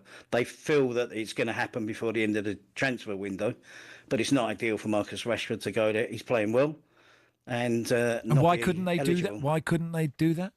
It's the financial fair play rules in Spain. They preempt the situation as opposed to the Premier League, who punish clubs either during the season or after the season. In Spain, it's a salary cap, which is all dependent on your income. And Barcelona it's a recurring problem for Barcelona. Until they get in the new stadium, it's going to keep happening. And they can't register the players. Even though Inigo Martinez left this week to go to Saudi, it reduces their salary cap. That's a help. And if Ter Stegen is signed off injured for more than 4 months, his wages come off the wage bill, which then will mean that Garcia and Marcus Rashford will probably be registered. Montse Tomé, the Spain coach, lost her job yesterday and has been succeeded by Sonia Bermudez after Hannah Hampton evilly threw the bottle away of the goalkeeper. Allegedly. Well, as reported solely and exclusively on talkSPORT this week. How is that registered with the Spanish public, Terry? They haven't taken it. I think, like any league, I mean, it was big news when it happened. Yeah, big news when the game was played. But I have to be fair, everyone's looking to Barcelona and Real Madrid. And Atletico Madrid with this weekend's games coming up. But it's not gone unnoticed that they sacked the manager. I think it's the under-23 manager who stepped up. When I say sacked, I think her contract was up. It wasn't renewed. And that sounds like something the Crazy Gang would have done. Dave Besson in goal, throwing the water bottle. I've heard of some antics. I remember someone wearing a mask, to protect the face, and someone was marking at a corner and just pulled it so it pinged straight back in the face. So it's kind of along those sort of slapstick cases of the goalkeeper there, Hannah throwing the water bottle. Didn't the Spanish goalkeeper say she didn't do it? Isn't that? Saying they didn't do it. Right. If only it was filmed. Yeah. If only the whole game was filmed with many different cameras. So funny, isn't it? So on Real Madrid, how are Real's shaping up? Do you think? Because obviously, they're trying to find a new Toni Kroos is difficult, isn't it? There isn't one. I mean, it's difficult to find anyone to do that. And Luka Modric has left. So in the last couple of years, the 2 midfield creative players have departed the club. And they are athletic, they're strong, they're powerful. No Jude Bellingham for the first 3 months of the season. We have a new manager in Xabi Alonso. So that's going to be interesting to see what system. It does look like it's going to be a change to Ancelotti's back 4. It's going to be a 3 at the back. Trent Alexander-Arnold, will he start the season at right wing back? I think he will. I think Danny Carvajal is back fit again, but some way behind the rest of the team in terms of their pre-season preparation. So it's wait and see for Real Madrid, to be perfectly honest. Do you think, sorry to interrupt, do you think Rodrigo will stay? There's obviously so many rumours about him coming to someone in the Premier League, and the latest being that, if Savinho went to Tottenham, which I'd be surprised at, that Man City would go in for him. I tend to think that that's going to happen, to be honest. When you see the way City have gone out, selling 1 or 2 players, moving on Jack Grealish on loan and freeing up that space. Rodrigo isn't a guaranteed starter. He played very few minutes in the Club World Cup. It's hard to know where he's going to play now. I think he can play up front. He can play in the wide positions. But if you're going to play 2 up front, it's going to be Vinicius and Mbappe in this system. And Rodrigo doesn't like being the sort of the unnoticed player amongst the elite strikers that they have. So I think if there's an opportunity for him to go to City, I've got a feeling that might happen. It's interesting, isn't it? And are you surprised that Xabi Alonso's doing that? I mean, obviously Vinicius and Mbappe are great players. You had this issue where, Real Madrid were a bit like one of those snooker tables that you had when you were a kid, when everyone just rolls to the end because Mbappe likes to go down there, Rodrigo likes to go down there, Vinicius too. But can you see, they're obviously really good, and against most teams, of course, they can work in a 2. But like in the real sort of clutch moments for Real Madrid, could you see that being a strike partnership, given the way that they play, and as 2 players who've sort of grown up playing in on the left of a 3? Yeah, Mbappe has adapted. He looks the centre forward now. Oh, really? And he got over 40 goals last season. Still got criticised for the fact that Real Madrid didn't win anything. PSG won the Champions League, but his season was brilliant. Vinicius, not so. And he still plays down the left, which is bizarre when they're playing three at the back and they're playing a wing back, and Frank Garcia wants to go into that space in the left side of attack, and Vinicius is there. So he's the one that's got to adapt to playing in a more central position. He's reluctant to do so, if I'm being honest. Is there a dark horse, Terry? Is it one of two again? Oh, no, Atletico Madrid are always there. I mean, I'm quite clever. Over about the last 15 years, I keep tipping them to win the league. And when it comes up twice, I look the clever one. Yeah. Everyone tends to forget the other 13 times I've tipped them. So I'm going to go with Atletico Madrid again this season. They've spent good money, lowered the age of their squad drastically. Everyone over 30 is gone nearly now. And there's some interesting players that they've signed. And I think they're going to be a faster version of what we saw from Atletico last season. Crucial season for Simeone. It's no longer just acceptable just to finish in the Champions League spot. They need to, the money they've spent in the last 2 years, they need to be winning the title. So they came close. They fell away in the last month or so. When they got knocked out by Real Madrid in the Champions League, that killed them. It killed their season. From then on, they struggled in the league, went out the Copa del Rey in the semi-final. So I'm expecting better. So definitely a 3-horse race. So I really thought they'd bring in Emi Martinez and Christian Romero. They felt like they feel like pure Simeone, like just for the good of football. They should go to Atleti, right? Romero definitely. I don't think there's any need to change Oblak. He's still the real deal. But Romero, I thought that was nailed on. I thought he was going to be cert to join Atletico Madrid, but so far he's remaining a Spurs. He is, yeah. Listen, Terry, always good to have you on. What's the name of your podcast, Terry? Charlie. It's La Liga Weekly, El Tel and John. La Liga Weekly, Wilkie, El Tel and John. David Wilkie. Yeah, you're doing La Liga podcast with David Wilkie. It's an interesting choice. Why not? I've got Serie A one with Duncan Goodhue. It's really surprisingly good. It's done really well. Hey, thanks, Terry. Appreciate your time. Thanks, Charlie. Thank you very much. Terry Gibson there, Spanish football expert. And listen to his podcast, please. It is talkSPORT. Max Rushden and Charlie Baker with you until 4. Andy Goldstein, Darren Bent bring you Drive from 4 o'clock. It's a Carabao Cup special with Adrian Durham, presumably focusing on Cambridge United's victory at Bristol Rovers, which I think is tonight. And the Sports Bar, Jason Cundy and Perry Groves with you from 10 until 1 in the morning. And we're here till 4.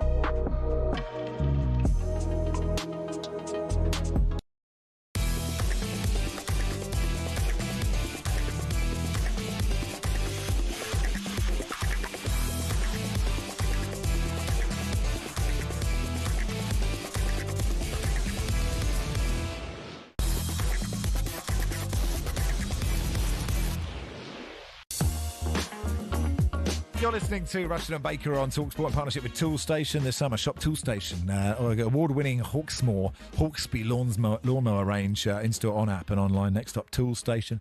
Let's talk to our transfer guru, Ben Jacobs. Ben, what happens when the season starts, Ben? When the window closes, do you just go on holiday? Yeah, pretty much. I mean, talkSPORT Live are the world feed provider of the Premier League, so I do some of those games, but don't try and contact me in September. I'll be on a beach somewhere. Yeah. And you deserve it. Blimey, the amount of people you have to text, the amount of scurrilous agents you have to go, come on, tell us, give us a steer on sources. Yeah, sources exactly. What do you make of the Isak thing then? He said he'll never play for Newcastle again. Yeah, I think there's a lot of poker going on. Newcastle, we heard reports, have decided not to sell. Isak's decided never to play for the club again, even if the window shuts. And it feels like you got a club and a player effectively bluffing, the player bluffing to try and get his move to Liverpool. The club may be bluffing, but being prepared to sell. And Liverpool are there just waiting patiently for the right opportunity. And I actually think, despite the noise, it's pretty simple now. Newcastle United need to bring in 2 attackers. If they get 2 attackers, the window will open. Newcastle United may then engage with Liverpool. And then it all just depends on whether it's genuinely £150 million or whether this deal can be done for somewhere closer to 120 million. Liverpool are active, Liverpool are interested, Liverpool are prepared to bid, but they effectively need Newcastle to pick up the phone and say, this is possible. And if they don't, then Liverpool may have to wait until January or next summer. And then, of course, in that scenario, Isak's got a big decision to make as to whether he wants to reintegrate or not. And I don't see a scenario, if he was to somehow stay at Newcastle beyond the window, where he would just say, I'm never playing for you again, even if that is the player's position now, because let's not forget, it's a World Cup year. Yeah. And there's no other game in town. I read a link yesterday to Spurs because of Champions League and that sort of thing, but there's no other game in town for Isak at the moment. No, and also there's no other club prepared to table the kind of money that Liverpool have already put down. A lot of people at Newcastle have intimated 110 was a kind of lowball offer, but let's not forget it was 110 fixed, all guaranteed money, no add-ons, and that was done with encouragement, I was told. So Liverpool were quite surprised by how emphatic the rejection actually was.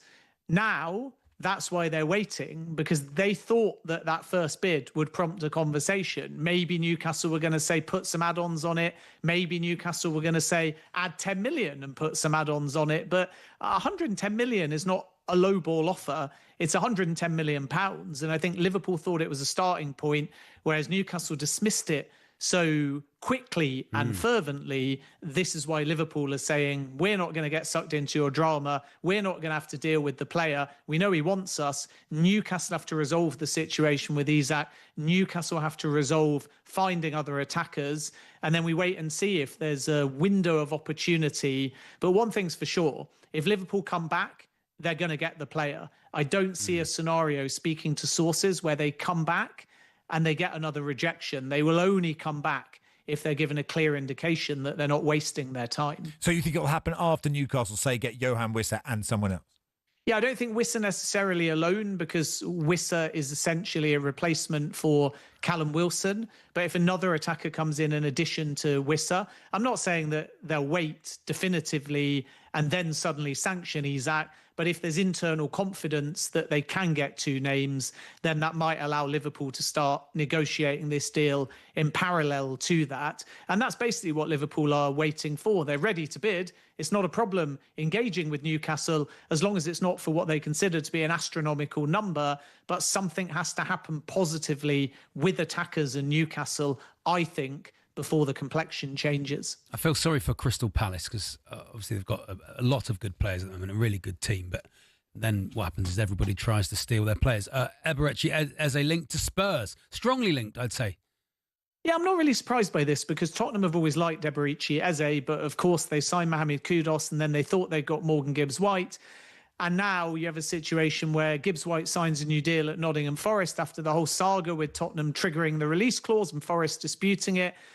Add to that the fact that James Maddison's done his ACL, and finding a number 10 is the priority. And Spurs look at Eberechi as a 10 predominant who can go out wide, exactly the same as Arsenal. So when they had Gibbs-White and when Maddison was fit, they chose not to pursue Eberechi Eze, but now they realise that Arsenal are delaying. They've not bid, even though there's player buy-in.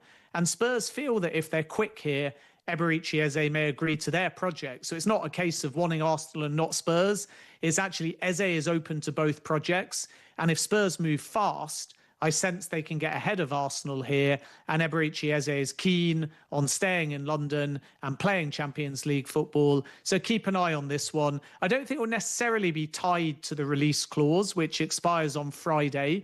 It was originally thought that the clause had already expired, but it's gone on Friday. £60 million and £8 million in add-ons. Tottenham and Arsenal have never really indicated to Crystal Palace they want to trigger the clause, but they are prepared to do a deal for not too far south of that number, maybe 55 or 60 million pounds. And it's possible that Palace would accept around the clause rather than only having to trigger it. So Tottenham are probably the front runners now, but obviously Arsenal can't be discounted because they've already got that buy-in from Eze. Surely Eze would choose Arsenal over Spurs. I mean, I'd love him to go to Spurs. And when did Spurs ever act quickly? That's the thing. Can you see a situation where Spurs get Eze and Savinho? I mean, this is dream. I mean, most Spurs fans go, we're not getting either. But could you see a situation where they do, or is it one of those two? Yeah, no, I think it's both because Savinho is left wing. Man City say they don't want to sell, but there could be a price where they change their mind, coupled, as importantly, with a door being open to maybe signing Rodrigo from Real Madrid.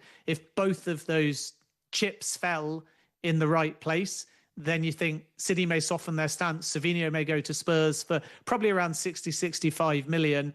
And then Man City would invest that money in Rodrigo. So that's not impossible. He's left wing because Tottenham want Matis Tel and effectively a Son replacement on the left-hand side.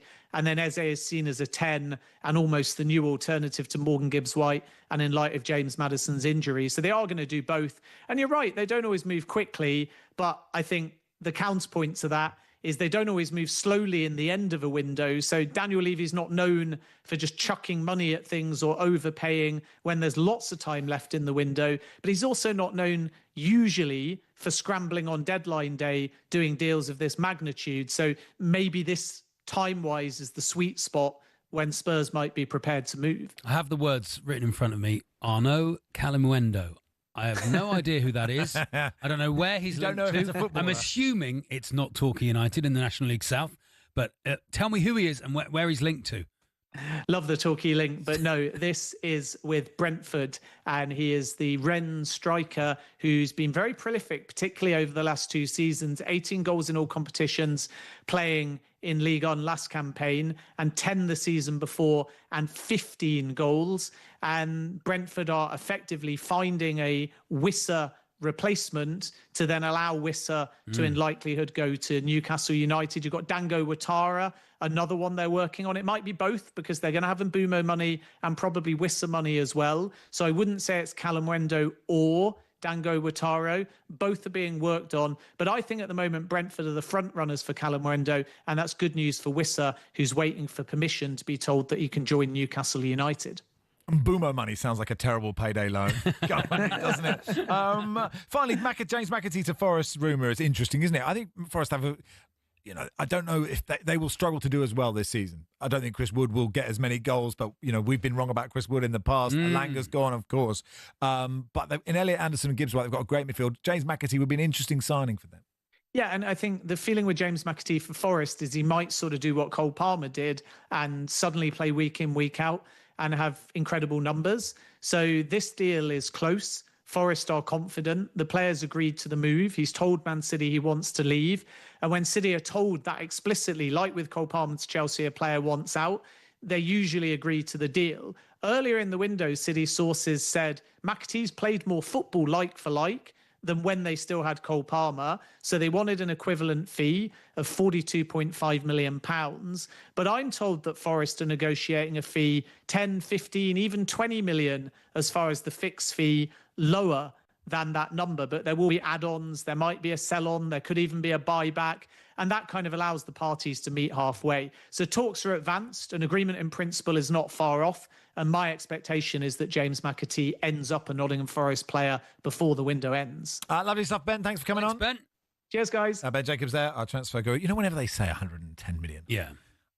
maybe I'm the only person that thinks this. I just think, can't they do 109 and give me one? Yeah, just one of them. Yeah, just say like each transfer. And that's the add-on. Each transfer is like Mohamed Kudus, 54 million. Yeah. Max gets one. That's if you become an agent. Yeah, but I'm not. That's sort of how it worked. But yeah, you know some footballers.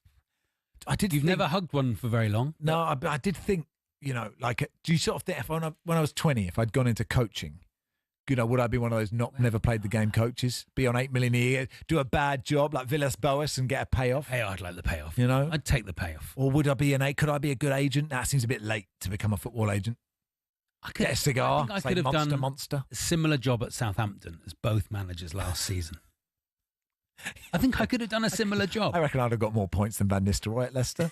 I reckon I would have. But there would have been a lot of noise around my appointment. Yeah, but Leicester have appointed all the Max noise, Rushden. Max. Believe in yourself. I'm trying to block out the noise. I'm happy with Harry Winks, and I'm starting Vardy up front like everyone else. Yeah, I reckon I'd have done all right. I think I could. You'd have probably got 2.5 million and to get a 1 million payoff. Get the payoff just for 6 months. Happy for the payoff. We're in the wrong game. In the wrong game. Anyway, I don't know what we're doing next, but it'll be good.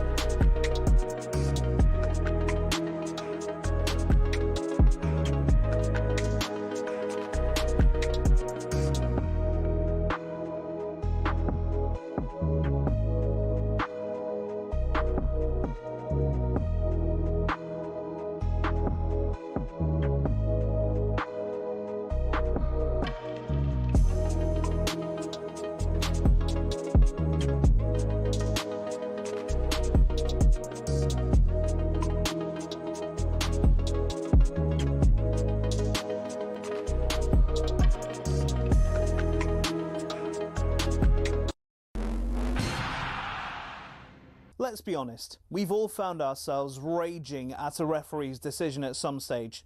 Something like this? That is an absolutely shocking decision. They've got a case in that it was a bad decision. It's such a poor decision. Yeah, I think he's just made a bad decision in that instance. But what does it take to get to the very top level of football refereeing?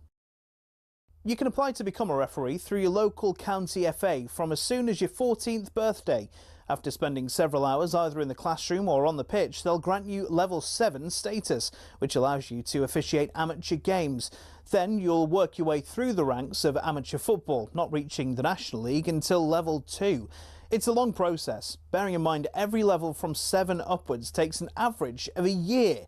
Also, there's no specific number of games you have to ref or hours you have to log before moving on up. You simply just have to be good enough. Once you're level 2 and have enough experience at a National League level, you can apply to the EFL to become a level 1 referee. Then it's on you to get enough experience to climb through the ranks and eventually become a Premier League referee.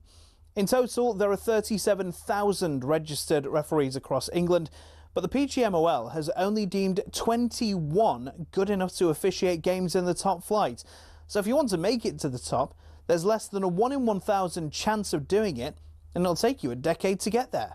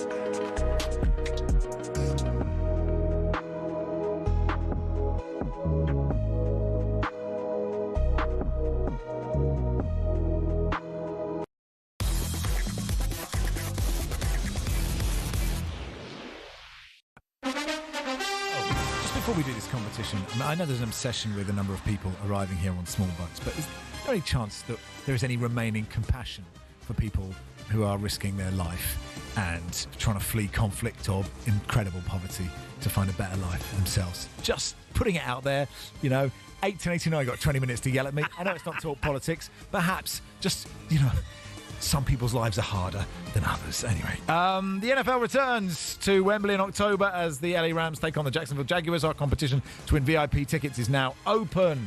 It is open, that's right. We're giving you the chance to win 6 seats in a private box at Wembley Stadium with full hospitality plus $5,000 spending money. Here's how to enter. Shall I just read it, Max? 18 entries must be received by 25th of August at 11 p.m. This is a TalkSPORT limited promotion run on TalkSPORT Talk, Virgin Radio UK stations. Full T's and C's at talksport.com. I don't need to do all my lines. You could just do the whole programme. I could just I haven't seen the script for the rest of the show. Oh, I see. Shut up, you lefty idiot, says this text. Oh, there we go. I yeah, thought that might come. Jason in Huddersfield says, I hope you're planning to sneak and guess the attendance instead of the birthday spread on Thursday. Absolutely No way. I cannot Definite wait spread. for the spread. So I agreed to do this What's week's brilliant work. is Max fancies himself at the spread and he's junk at it. Absolutely junk at it. And it's the only thing I'd say that about. I'm fourth in the world. Hey, it's time now for Paddy's Pick in association with our official betting partner, Paddy Power. Paddy's Pick on talkSPORT with Paddy Power. Can you guess who's made the headlines this week? 18 plus, be gamble aware, don't talk. In Paddy's Pick, I'm asking Charlie to identify a mystery sports personality who's made the news headlines in the past week. It's Paddy's Pick of the week. Charlie, you'll get 5 clues to work out who it is. We start with £50 in the pot for every clue. You use without a correct answer, £10 gets taken away. Paddy's Pick is all for a charity. We're raising funds for the Rowcroft Hospice. Yes, and now we raised funds for them last season, Max, and I've had a lovely letter from Debbie Shotton, their Senior Community Fundraising Officer, which says, thank you so much for choosing to support Rowcroft Hospice through Paddy's Picks, and you raised an amazing £1,200. Your kindness will make such a difference in helping us care for our patients with life-limiting illnesses in our inpatient unit in Torquay and in their own homes across South Devon. So the money goes to a really good cause, and thank you very much for your letter, Debbie. Thank you, Debbie. Appreciate that. So shall we do the clues? Yes, go on then. Is there some sort of here we go. There it is, yeah, attention. Oh, hang on. Steve Anthrobus. Muscle memory kicks in. Mark Ward. This is fun, isn't it? I'm playing myself. Okay. Egil Ostenstadt. Okay. This week's pick is an English star in his sport who has just proved that being over 40 is no barrier to success. An English star in his sport? Yeah. Over 40. No barrier to success. Oh. Is it Justin Rose? Is there a correct? There it is.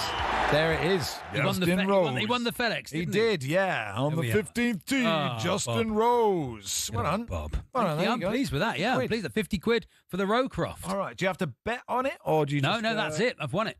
Yeah, okay. Won it. There Won we the go. 50 quid. Oh, well done. Many congratulations. Do I Thank have you. to say I anything think else? there's some outlines on there. I don't know, Okay, you know. that's how much raised. That's something raised for 50 the quid. 50 quid raised for the Rowcroft Hospice this week. Thanks to our friends at Paddy Power, official H&J betting partner, 18 plus only. BeGambleAware.org. Paddy's Pick on talkSPORT with Paddy Power. Can you guess who's made the headlines this week? 18 plus, BeGambleAware.org. Mickey Gray is at one of the Carabao Cup games today. Hopefully, Bristol Rovers, Cambridge United, the big game of the night. We will chat to him next. And Matt says Ryan Christie to score for. This is why I had a bet builder yesterday. I picked a player who's been out all pre-season. Oh, nice. Yeah, That's good. That's good. Really paying attention. My apologies. So Mickey Gray will join us. We'll look ahead to the Carabao Cup. Let's do a bit of Sunderland with him as well.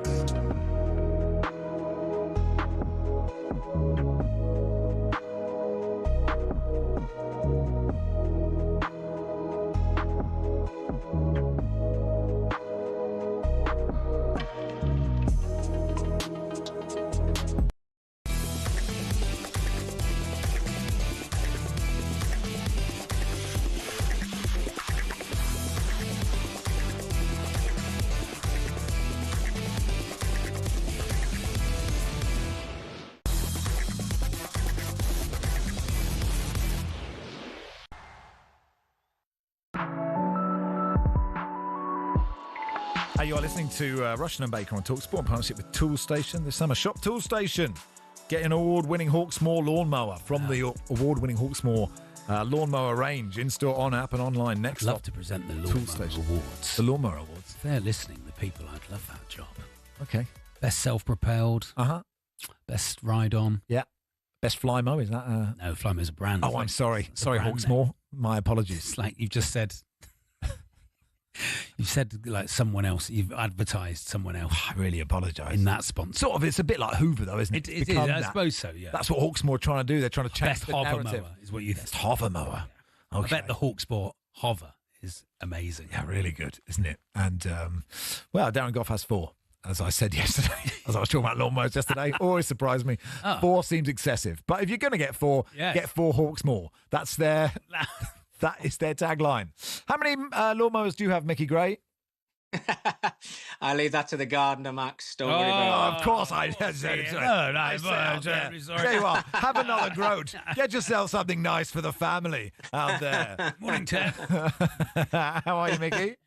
I'm very well, thank you. Charlie, how are you? Yeah, well, it's Max. I was Max. How are you? But you know, yeah, you Max can answer. And Charlie's with you, isn't he? You can answer Charlie if you want. That's totally fine. No, I meant I'm very well, thank you. And Charlie, how are you? I'm really well, thank you, Mickey. Thank you very much. You're not talking to me anymore. Wow. It's like, is it because every time I talk to you, out with Max so much. I just bring up the penalty. It just happens sometimes. Oh, I've done it again. Bring it up. Leave him alone off season. He's around the playoffs. That's the only time. My goodness me, you've got early this year with that one, Max. It's bullying now. Actually, there's a thing he hates me bringing up more, which was years ago when we were doing mid-morning and he talked about his male grooming routine. It's quite something, but I won't go there, Mickey. He's a good-looking man. He is, yeah, and he does a lot of work downstairs. Anyway, Mickey, it's Carabao Cup special. Before we do the Carabao Cup, can we talk about Sunderland? Because, I was chatting to Barry Glendenny. We were doing our preview pods this morning, and, he as soon as they won the playoffs, he was like, well, we're definitely going down. And but now the investment, and I know we can get carried away with transfers, the signings of Xhaka and other players, he's starting to get a bit, enthusiastic to the point where they might come 17th.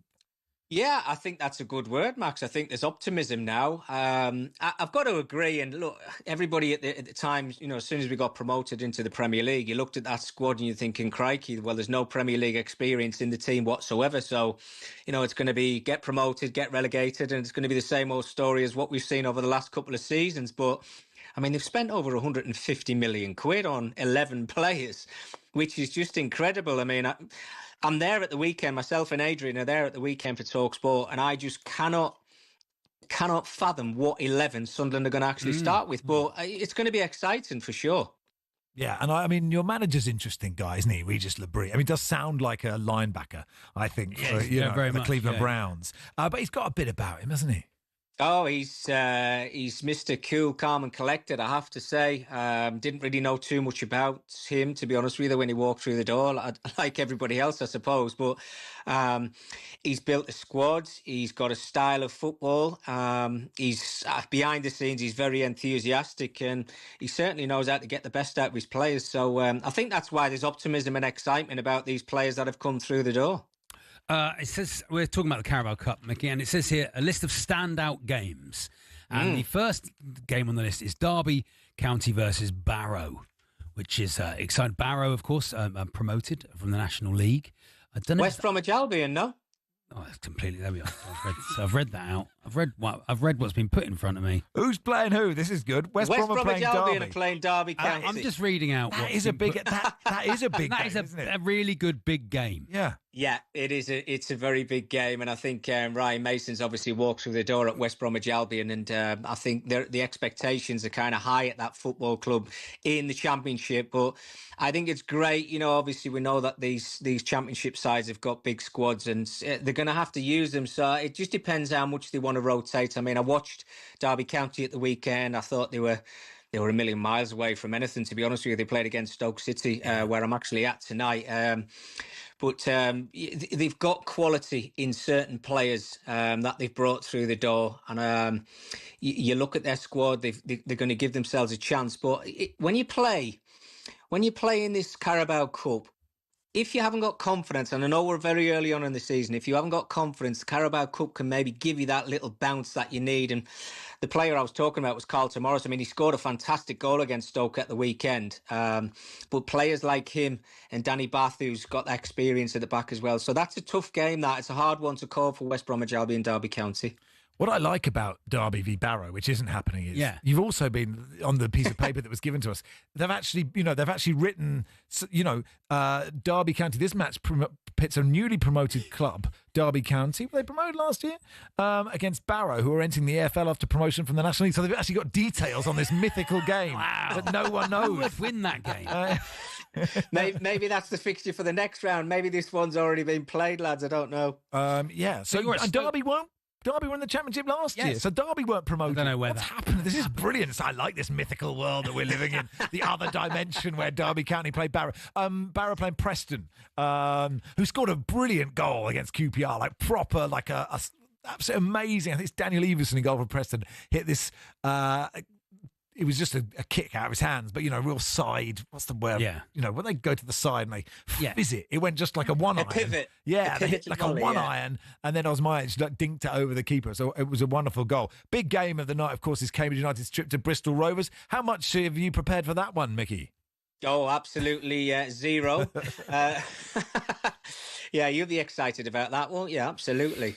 Well, look, Bristol Rovers have started really badly. Actually, interestingly, of the teams relegated from League One to League Two, of the 4 teams, only Cambridge have won a game. We've won 1. The other 3 gone down, have had a really terrible start. I know Bristol Rovers have put a lot of money in, but they haven't started very well. But I suppose the thing about the League Cup right now is it's an interesting competition because it doesn't. I think if you are a lower league club, you just want to get through. It's a bit like the FA Cup, but with less jeopardy, to get through to play someone big, to sort of get your season kicked off. But for a lot of lower league clubs, they're like, actually, this sort of gets in the way of, we've just started the league and we need to find out where we are. Yeah, well, I think on the other side of that, though, Max, is I think the owners of the clubs are probably hoping that they have a good run in this competition because once they get themselves on TV, we know what that brings to the football club, and it obviously keeps them running for years to come. I mean, I don't know if Cambridge, your club, are in that situation, but you can imagine if they get the second and the third round, they start to get that following, people will be interested in the story, they will get themselves on TV, and I think that's where the money starts coming into the football club. So, yeah, there is the side of the players thinking, well, look, we just want to get promoted out of the league that we are in these early stages of the Carabao Cup. But, if you just tick them off, you keep knocking them down, get through the first round, second round, third round, then you start to feel a bit more involved in the competition and you're hoping to get a big championship side. And obviously after the third, fourth round, then you're getting the big guns coming into the competition as well. So that's why it's so exciting. I mean, there's some great clubs in it. I mean, the championship sides for sure. Blackburn Rovers, I'm just looking at their game in front of me against Bradford. That's a tough game. It really is. But there's some absolute crackers tonight. I'm actually looking forward to the game I'm at. Stoke Walsall, which is going to be a very good game as well. It says on this list I've got here, one of the many ties taking place on Tuesday, August the 12th. I think that's genuinely true. what That it is says. true. So I think that is true. But look, they had a good interesting Stoke. Look, it took them a while to get their winner at the weekend, didn't it? But I think, because they've been sort of in this. I think since they got relegated, they haven't finished in the top half of the championship. Top half, and that is pretty desperate, isn't it? Well, it is for a club like Stoke City, Max. If I go back to my memory of Stoke City with Tony Pulis in the Premier League, tough place to go, really difficult team to play against, very direct football as we saw for many years. But it worked for them with the personnel that Tony Pulis had at the club. But I think it's 8 managers they've had since 2018, which is a little bit too many. But I saw them at the weekend under Mark Robbins. We know what kind of job he did at Coventry City. And if he can get half of that out of this Stoke City squad, which is a very good team, by the way, they played well at the weekend, then they're going to be knocking on the door. I wouldn't say a promotion, top 2, but I would definitely say knocking on the door of the playoffs because they played really well. Can Mickey Gray do it on a blistering hot evening in Stoke? This list has definitely been written by AI. Adrian Durham's just been in touch. Who, of course, knows absolutely everything about Championship football and EFL football and everything. And he says Barrow knocked Derby out on pens last season. Oh, I see. Have you got last year's fixtures? This is a match from last season. That's really good. Yeah, that's why Max mentioned the penalty again, wasn't it? He thought it was still last year. Well, it was fun at the start of the show, Mickey. I had the text for today's show. Charlie had the text for Sunday's show, so he was just reading out Sunday's text. But it all comes round full circle, doesn't it? Oh well, look, have a wonderful evening. Yeah, enjoy yourself. Thanks, Mickey. fellas. You have a wonderful day. Good stuff there, Mickey Great, who's our Manchester football correspondent, isn't he? Anyway, that feels like. Why did you bring it up? Why did you have to bring it? Just leave it. I know it goes. No, but he gets a big razor. Does his seriously? Yeah, he told me. My son, yeah, on a show. It's interesting, isn't it? Manscaping. Yeah, I don't really scape. I don't scape. No, maybe I should. And it's very hot. Which talkSPORT presenters do you think scape? Oh, I think there's more scaping on the drive time than there is on the afternoons. And Darren Bent and Andy Goldstein will join you in just a second.